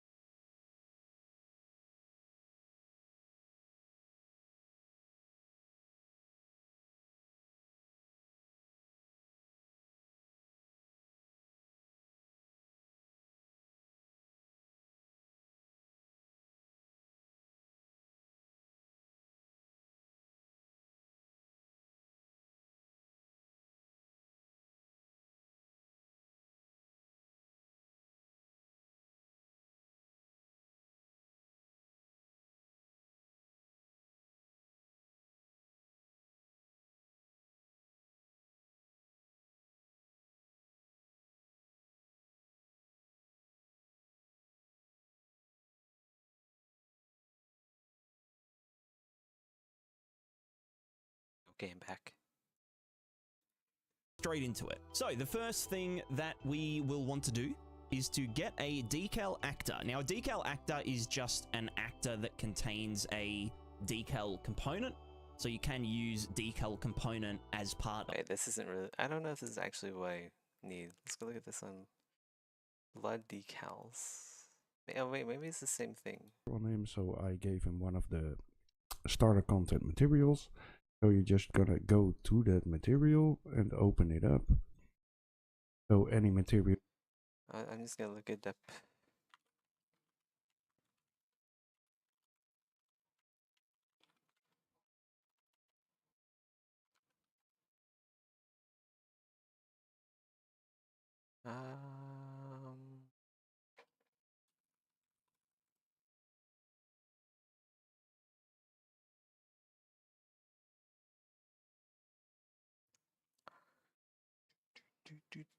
Do.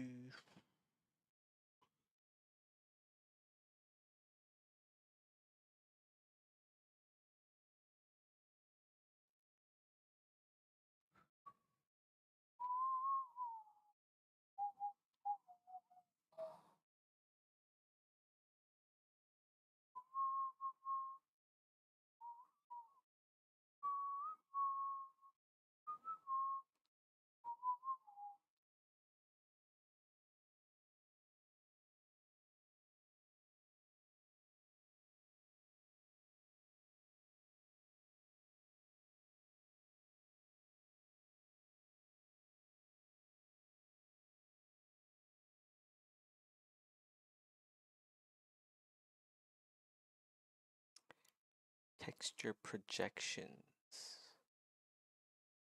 Decal projection. Secondary UV set for the decal. Okay. Cheap for texture merging.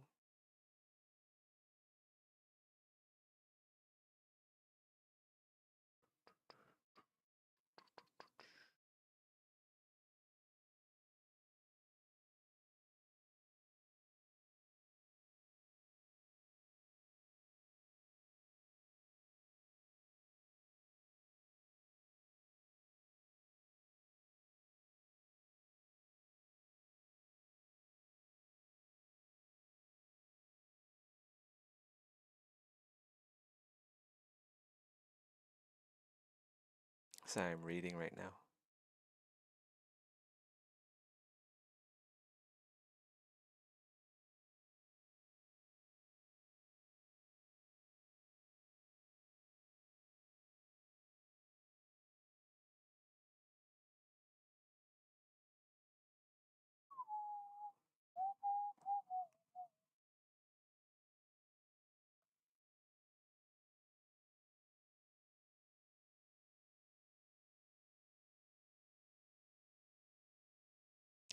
Okay, well, I guess decal projection is what most people do these days.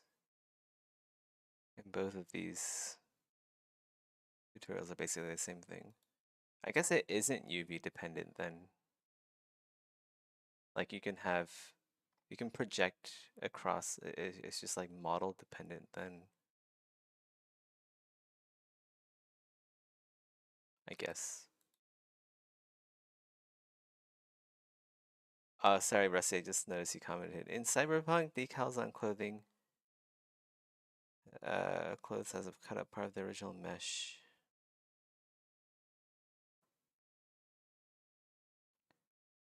On which the texture is projected. Oh, that's true. So there's like,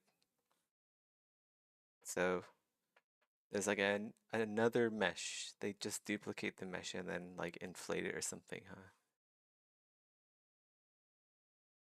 Yeah, I guess like if it's projection isn't going to move. It's not going to deform with characters. So you will need like a projection.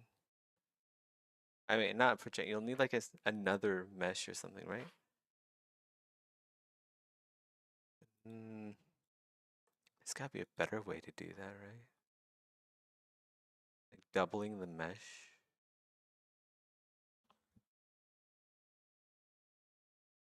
Okay, this is what I'm reading right here. Deadly Nightshade poly count. You can do this multiple ways. One way is basically the one you're describing, having a secondary UV set for the decals. Secondary UV set for the decals. Relatively cheap method.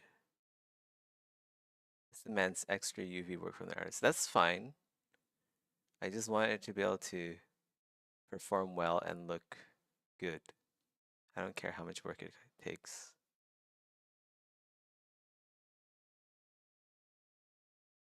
You can do this with planes as floaters. So this is like the method it sounds like that's what you're describing, the method Cyberpunk uses, where they have floaters, basically the identical mesh but inflated outwards and then set to transparent with the decal applied to that as a texture. Has a tendency to generate overdraw. I need to know what overdraw is. I don't know what that is. Model the floaters to shape the amount of 100% trans. Oh yeah, that's something you gotta think about. Like transparency is kind of tricky in game engines. Like even Madoc has difficulties with transparency and like lighting. It's just like a really hard thing to do. Like that's why hair is so tricky to do. If you have like physics hair, and then you also have like transparency, and then you also have like a certain lighting system, it gets pretty complex.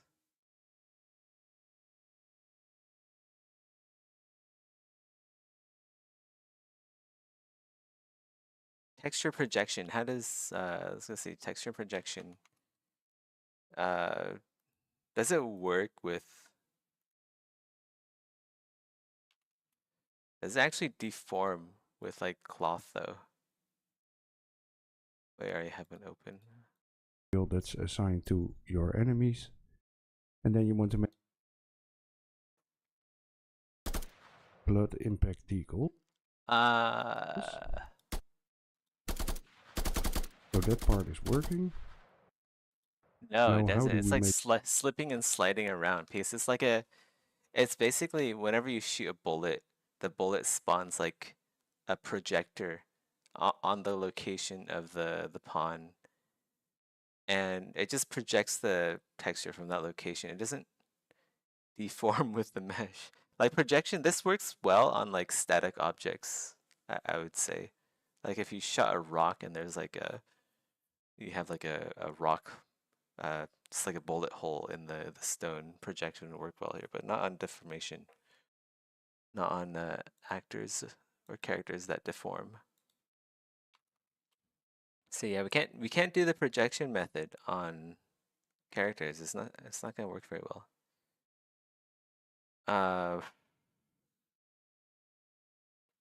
Secondary UV set for the decals.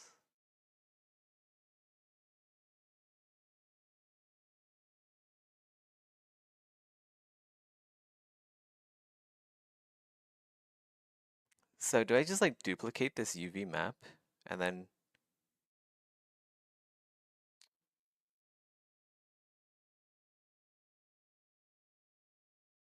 I'm gonna keep reading this thread. Yeah, it's like shining a flashlight at object. Yeah, that's what I figured. Something moves, light disturbs it. Yeah, it's not gonna look good for characters.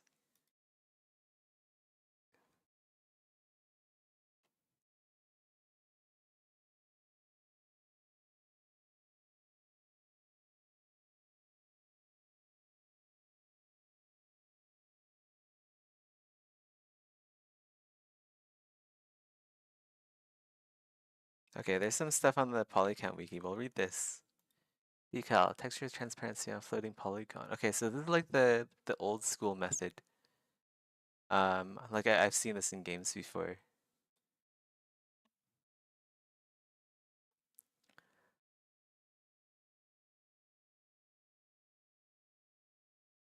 There's gotta be like, wait, decal technique from Star Citizen?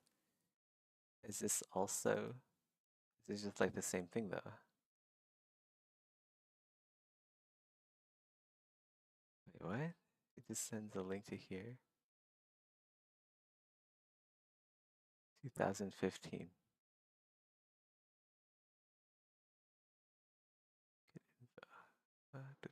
Do.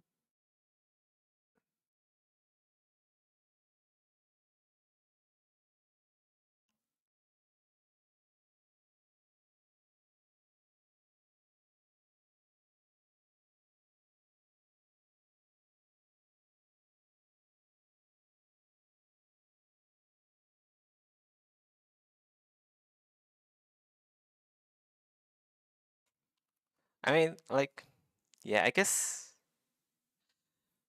like the old school way is really kind of the only way to do it.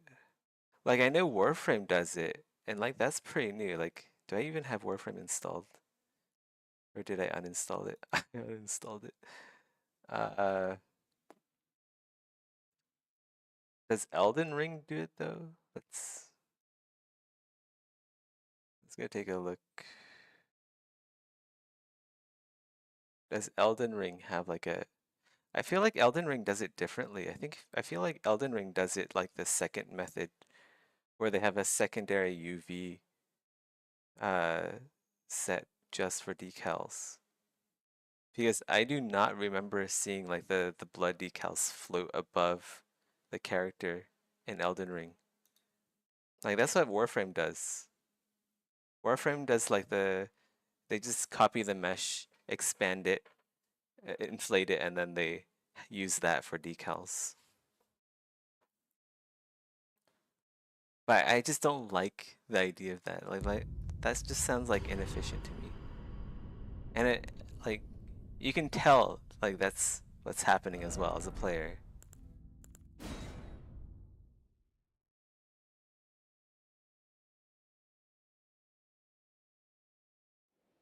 Okay, let's go kill myself.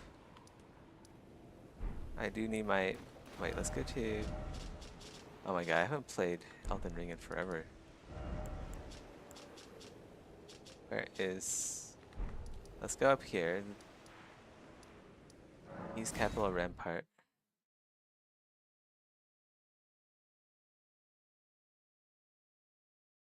We'll jump off. Jump off over here. Whee!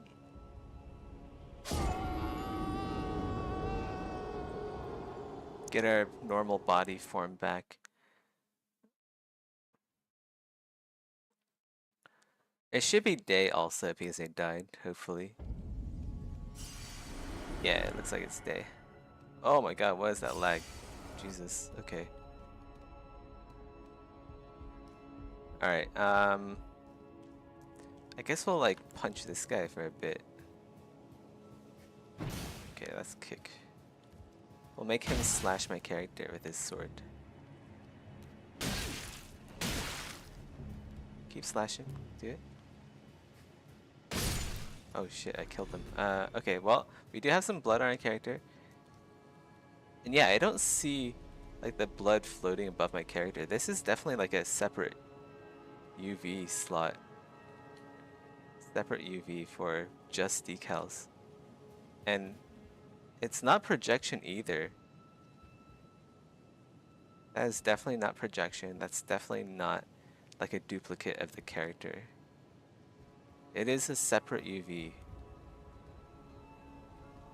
Yeah. Man, I'm handsome as fuck, boy.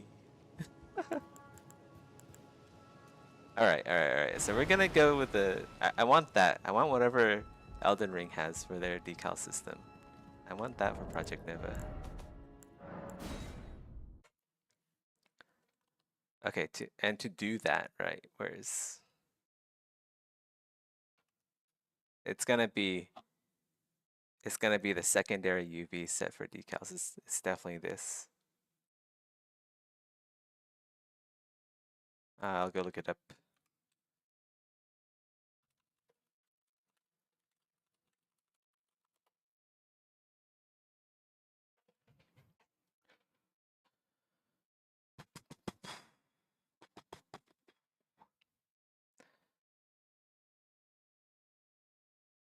Adding in secondary UV map. Wait, what if? I mean, I can just like make a new. Let's go use human M, and then I know it's like all fucked up, but let's go make a new map. Diffuse UV. This is going to be decal UV, I guess. So now we have 2 UVs.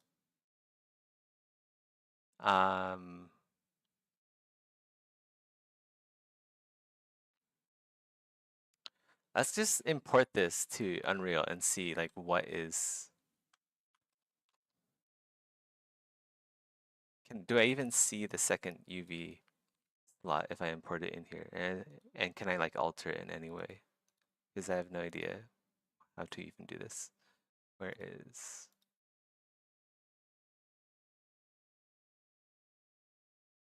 date modified.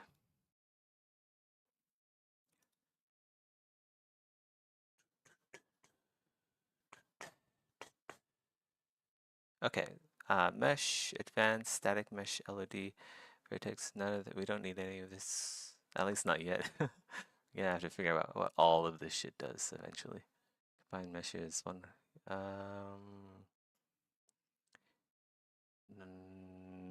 okay, I guess part textures, do not create material, order material, okay, import. Okay.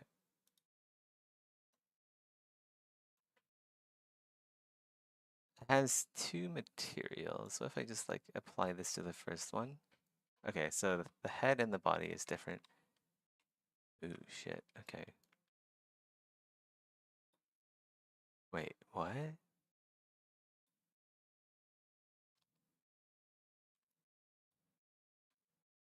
Is it because decal UV is on the top? Oh, yeah, maybe. Okay. That's interesting. If I delete this, delete decal UV, we'll save it again. Reimport. Okay, this does have proper UVs, I think, right? Yeah, this has UVs. They're fucked up because I didn't rebake yet. Okay. So that means it does recognize like another UV. The only question is like, how do I use this and how do I switch between different UVs?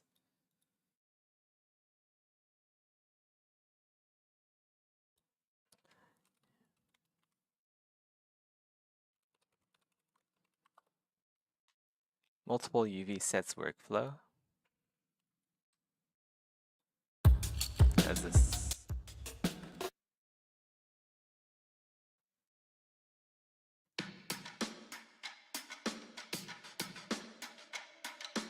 Learn how to use multiple UV sets. Ah, this is exactly what I need. Okay. This is exactly it. Let's like bookmark this. Stick that in there.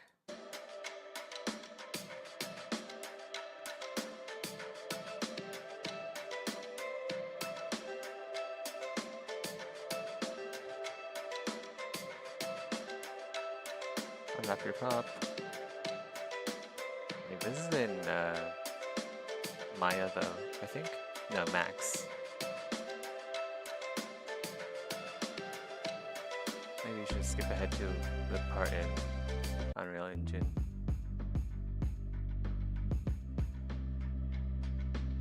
Ah, okay. Let's go reimport. Yeah, okay. This is not saved yet. Let's save it. Reimport. And then if we open this up, UV, here we go. UV channel 1, 2, and 3. Let's go apply human M. Okay, so this is probably decal UV. If we change it to UV channel 0, UV channel 1, Wait.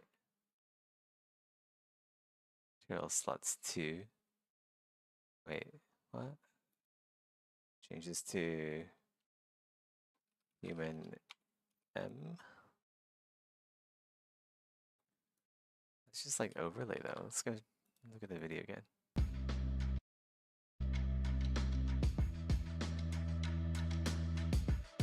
Okay.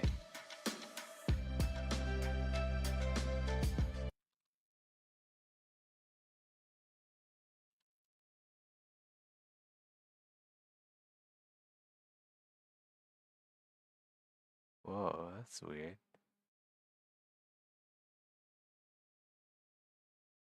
How come I have 3 UV channels though?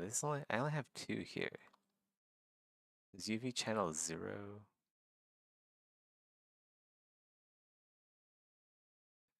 What the hell?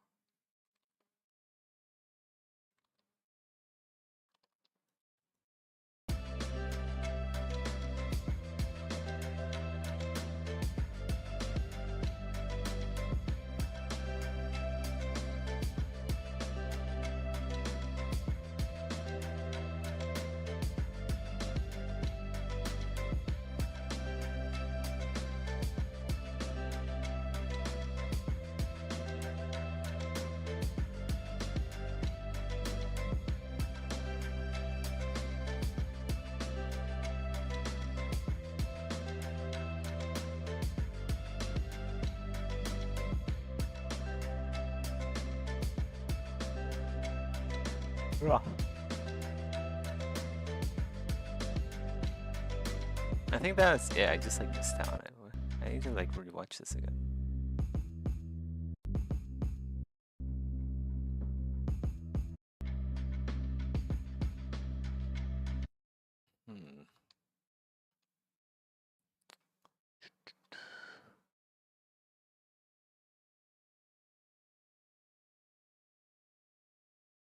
Okay. It's just material. LOD settings. I don't know why there's 3 UVs. And why aren't they named? Instead of like UV channel 0 or to 2, it should be decal UV and diffuse UV. Like you should be able to choose between the 2.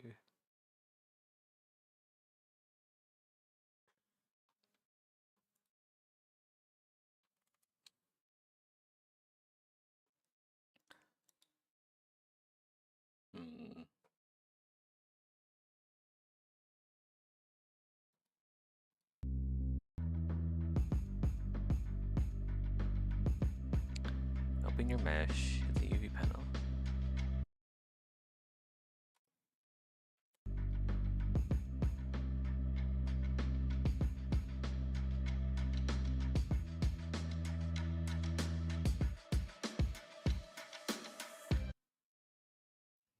Note that Unreal will automatically generate a UV channel for light maps. Okay, so one of these channels is actually a light map channel.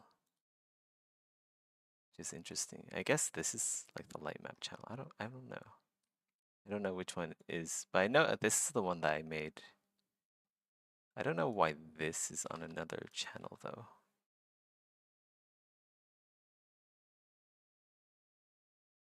What the heck?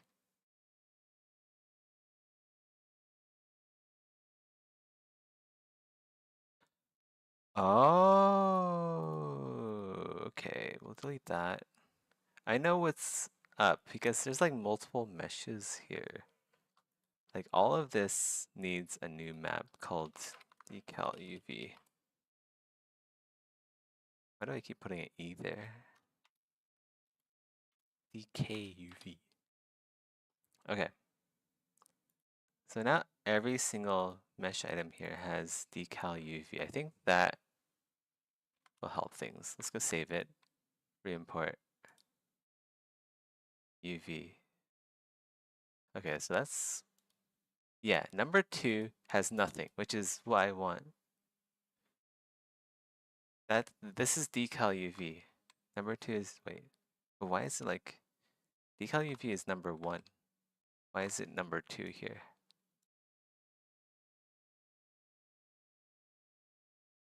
Anyway. If I switch to UV channel 1, can I change which UV channel this material takes up?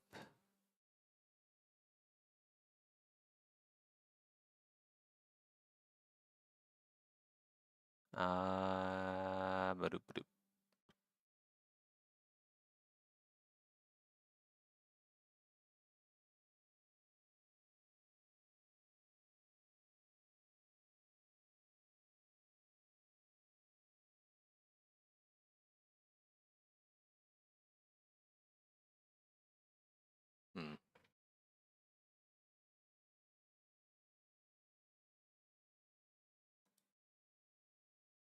Wait, UV channel 0 might be...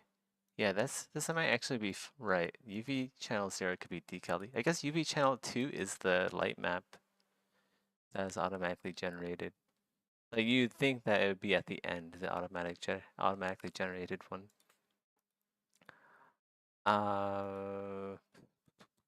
Switch between...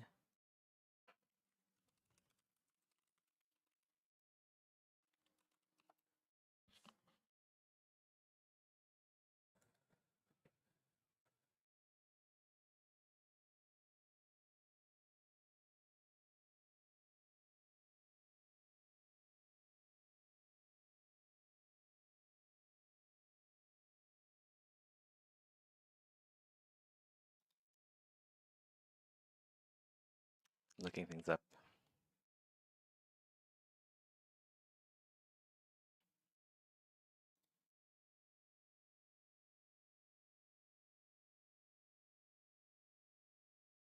Maybe I change it in the material. So maybe I select it here.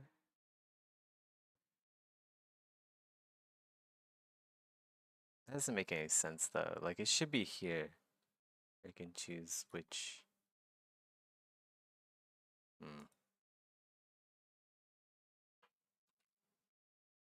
Like UV coordinates or something.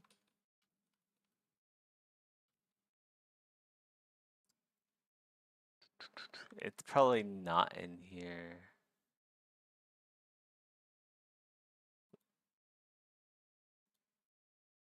I just need this overlay. This is just overlaying the UV on the viewport. It doesn't do anything aside from overlay.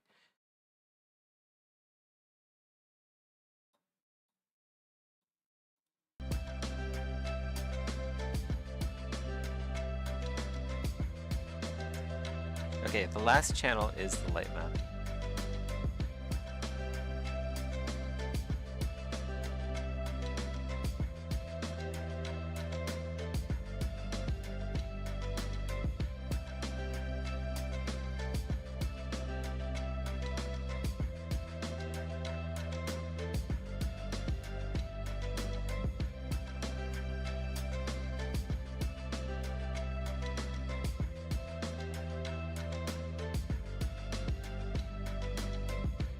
Is he adding? He's adding in like a light cone.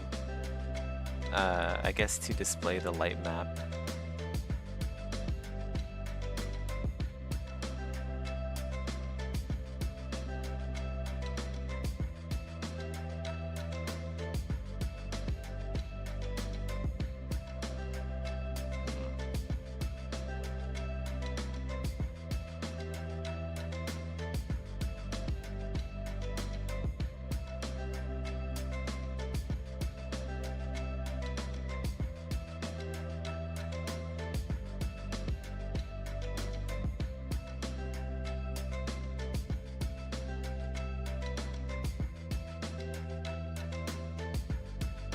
Oh, okay. Hold on.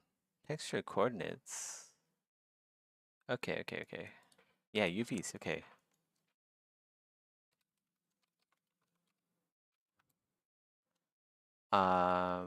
If I do this,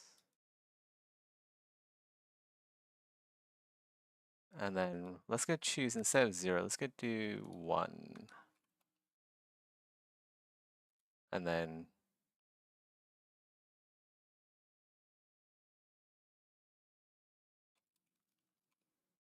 okay, choose which UV. Yeah, I was thinking maybe it's in the texture, but I thought it was gonna be in like here somewhere. And then apply.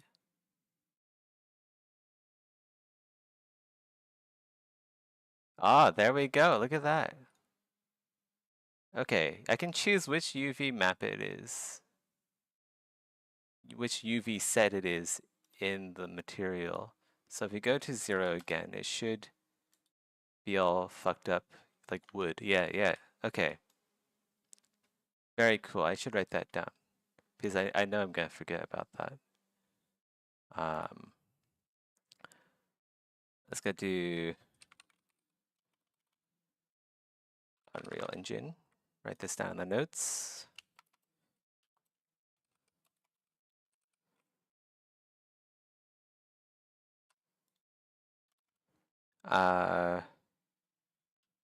To use and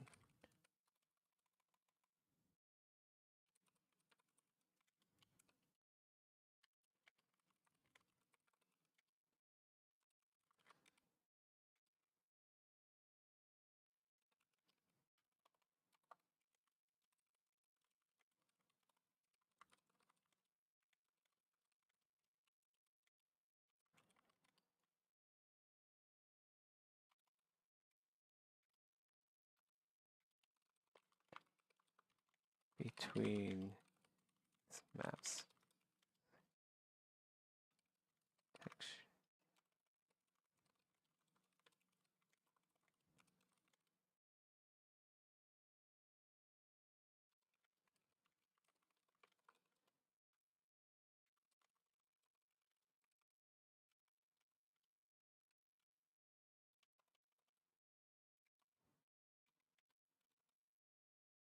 Okay. And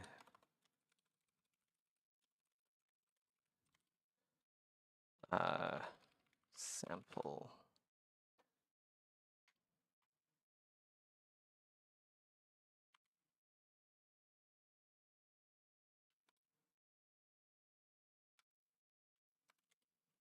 All right.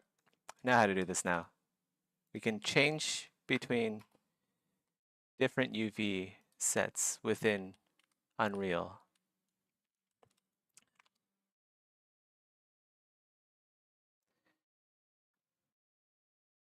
As someone mentioned, off topic. Oh, hey Rusty. Cyberpunk shirt and decal mesh. Oh yeah, yeah. So it's like a duplicate of the mesh. I know about this. And that's applied on top, but I want to go with this route. This route seems. I think this route is better for blood. Maybe like the other. Like every decal method has its own application. Like none are better or worse. It just depends on like what you want to do, I guess.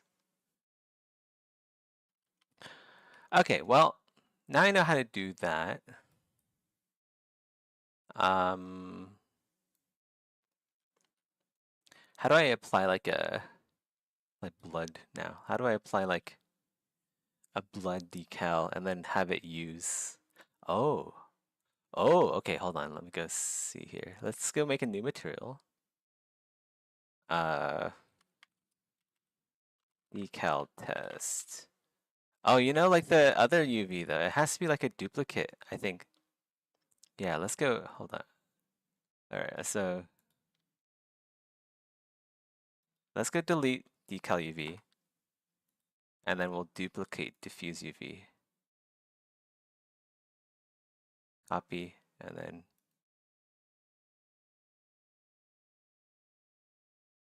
paste. Wait. Copy decal UV, and then paste it here. Okay, so this is going to be the decal UV. We'll save it. It's exactly the same as the human UV. But we need another material, so this will be decal And then let's go make like I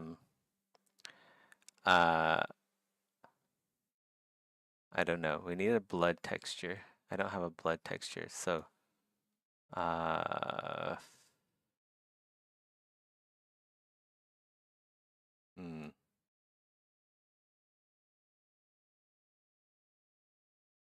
don't know. We'll just like draw something in like MS Paint or Photoshop or whatever.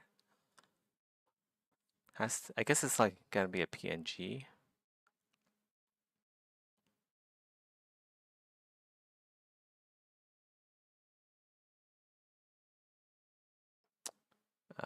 Sure, whatever.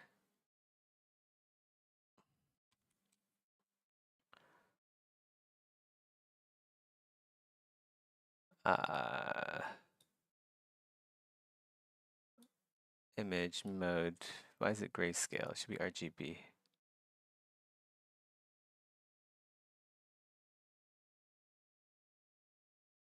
Okay.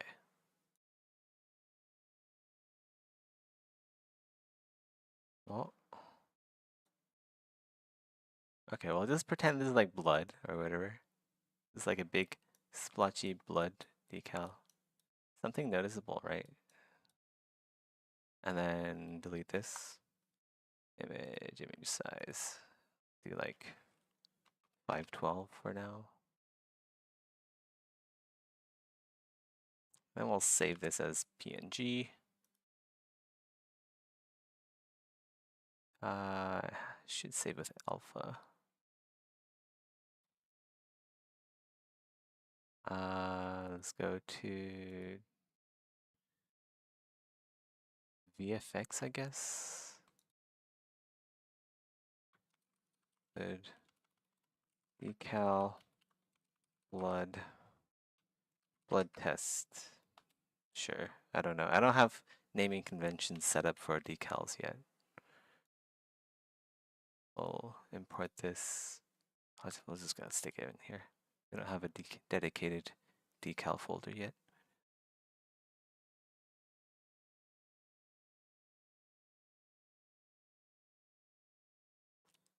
Okay, so that's what that looks like. We'll make a new, import that too. Whoops. Here, stick that there. All right, this is done, I guess. Blend mode masked, or I don't know. We'll just do opaque for now. I forgot how to do alphas. Okay. We need to make sure this is on the right UV. So this should be texture coordinate 0. Yes, I think. Is number 1 is the actual decal. And that means this should probably apply over. Yeah. It's important that blood decals go over. So okay. So blood will be 0. I guess like tattoos will be 1. And then yeah, I'm getting the hang of this. And then like the normal diffuse texture and everything for the body will be like 2.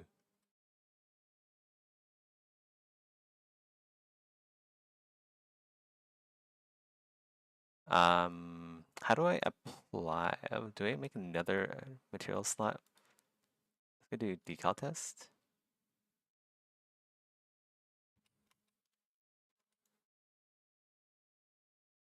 I don't see any change here. Is there like a hierarchy here that I have to?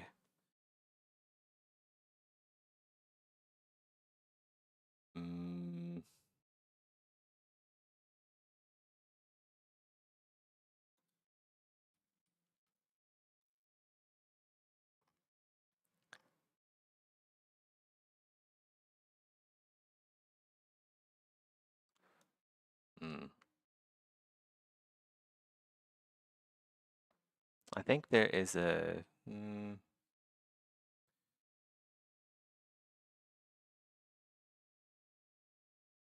texture coordinate 0. That should be right. Let's go UVs. Oh wait. Oh, okay. I have to re-import the human mesh. Yeah, let's go re-import that. Okay, now, yeah, so UV channel 0 is the same as 1, and then number 2 is the light map. So this should work now, theoretically. Texture coordinate 0. So that should go over, just like it splashed all over. Like his face, like this whole area should be red, like his whole face should be red. I think, right? But it's not. I don't need this. Isolate? Yeah, it doesn't apply to anything. Slot name. Decal test. Slot name body. Do I need another material in here as well?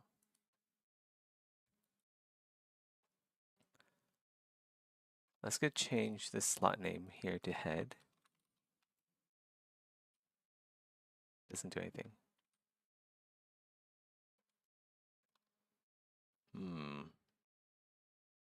Is there material blending? Oh yeah, maybe I do need to blend materials.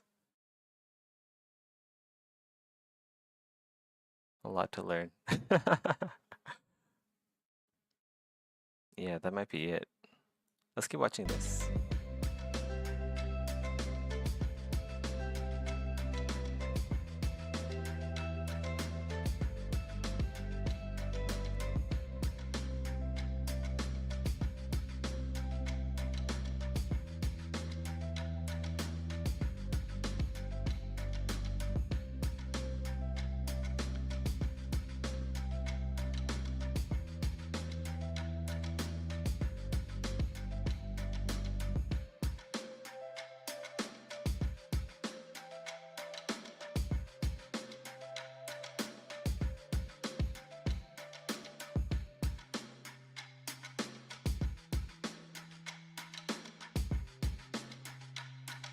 Constant 3 vector, linear interpolate.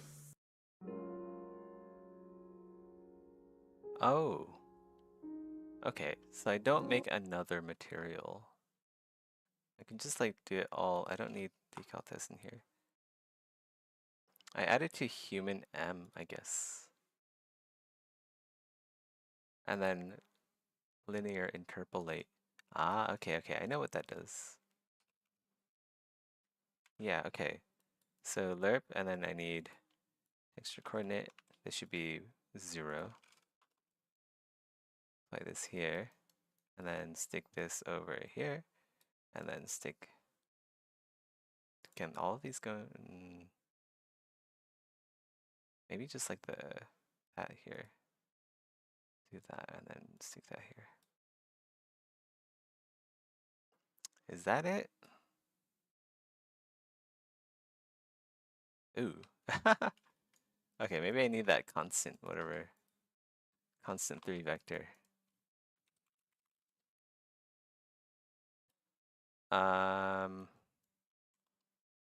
Let's go follow the tutorial.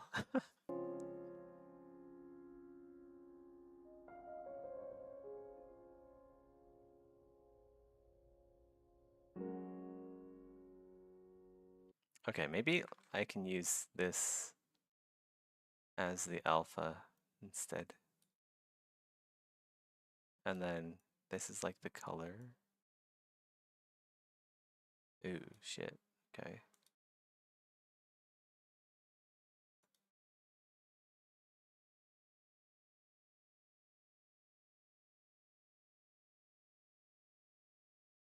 That doesn't look right. It's doing something though. It's not.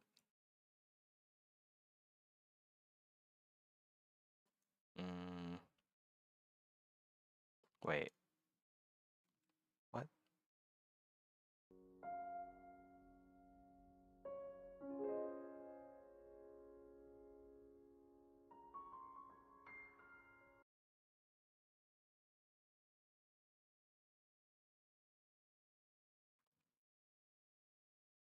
What?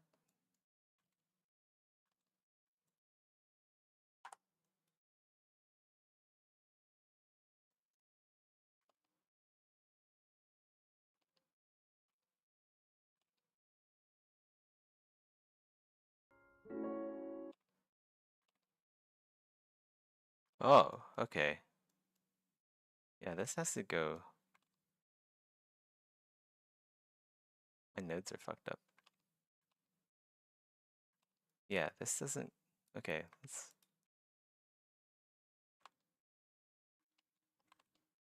goes in the top.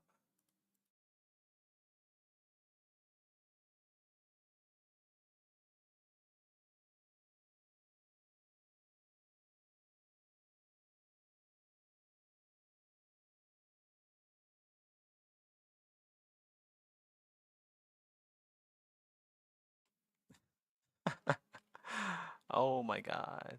Wait, what happened over here? Okay, that's new. That's pretty crazy. That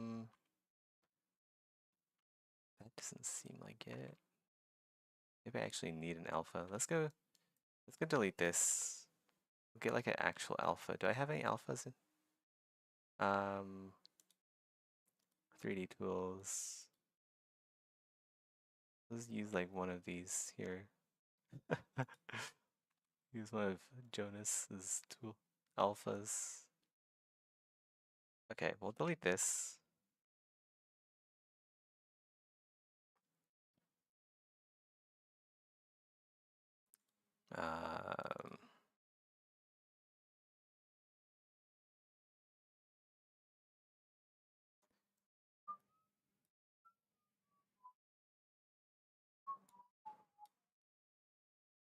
Okay, that definitely, yeah. That's a lot better.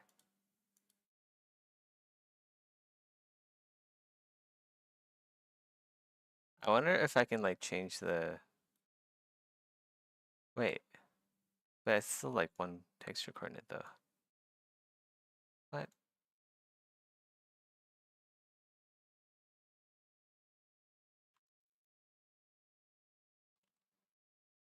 Do 0? Wait, but texture coordinate 1 and 0 are exactly the same. So they'll look exactly the same. Yeah. But now it's on a different UV. But I don't need like another UV if I have linear interpolate then. What the heck?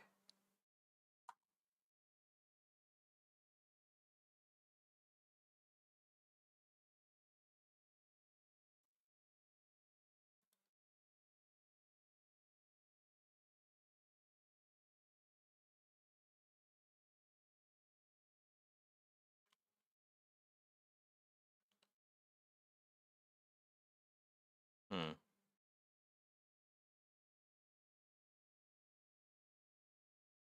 Okay, well that's definitely the Elden Ring method. It's just that I need to figure out how to actually make it look nice instead of whatever the fuck this is.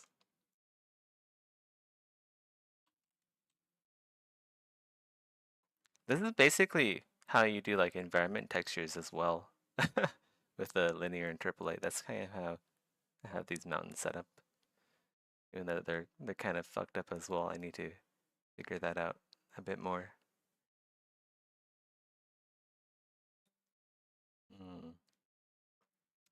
In the video, he uses RGB mask. You have a colored texture. Use channel A for alpha. Oh. What if I use A here? Oh wait, that's not gonna work. Oh, okay. Oh, I deleted that. Let's go re-import it.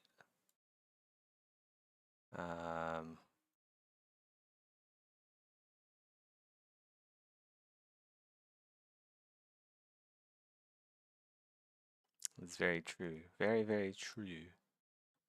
Also, this isn't black and white. We'll go do that for the alpha. Oh, look, it works. You're right. You're right. Oh my god. There we go. Look at that. There we go. That's how you do blood blood decals. But wait, that means I don't actually need another UV set. I just use linear interpolate. Wait, yeah. Yeah, because if I use like 1 here, it should be the same thing, right? I think. Yeah, it's exactly the same.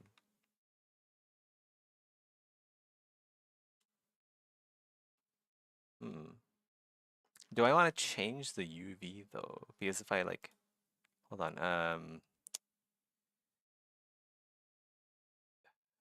UV coordinates. Oh, yeah, I do want a different, no, I do want another texture set though, because I want like UV tiling and UV, yeah, okay, so this is gonna be 0. And then, yeah, I want to be able to make use of like this stuff because I can like change the tiling. I can change like where this is placed. And like depending on where you get hit is where, yeah. So I do want another texture set. Because we go like here. Don't know if it updates real time. But yeah, look at that. So I can change where it is on the body by changing UNV tiling. Wait, I think that just like adds more tiling to the texture, but there's definitely going to be other nodes I can use to change the location of where the blood is placed. Very, very cool. Figured that out. Okay. So that means I don't have to be so, well, I'm going to need another UV for just blood decals. That means it has to be unwrapped. The body has to be unwrapped in a way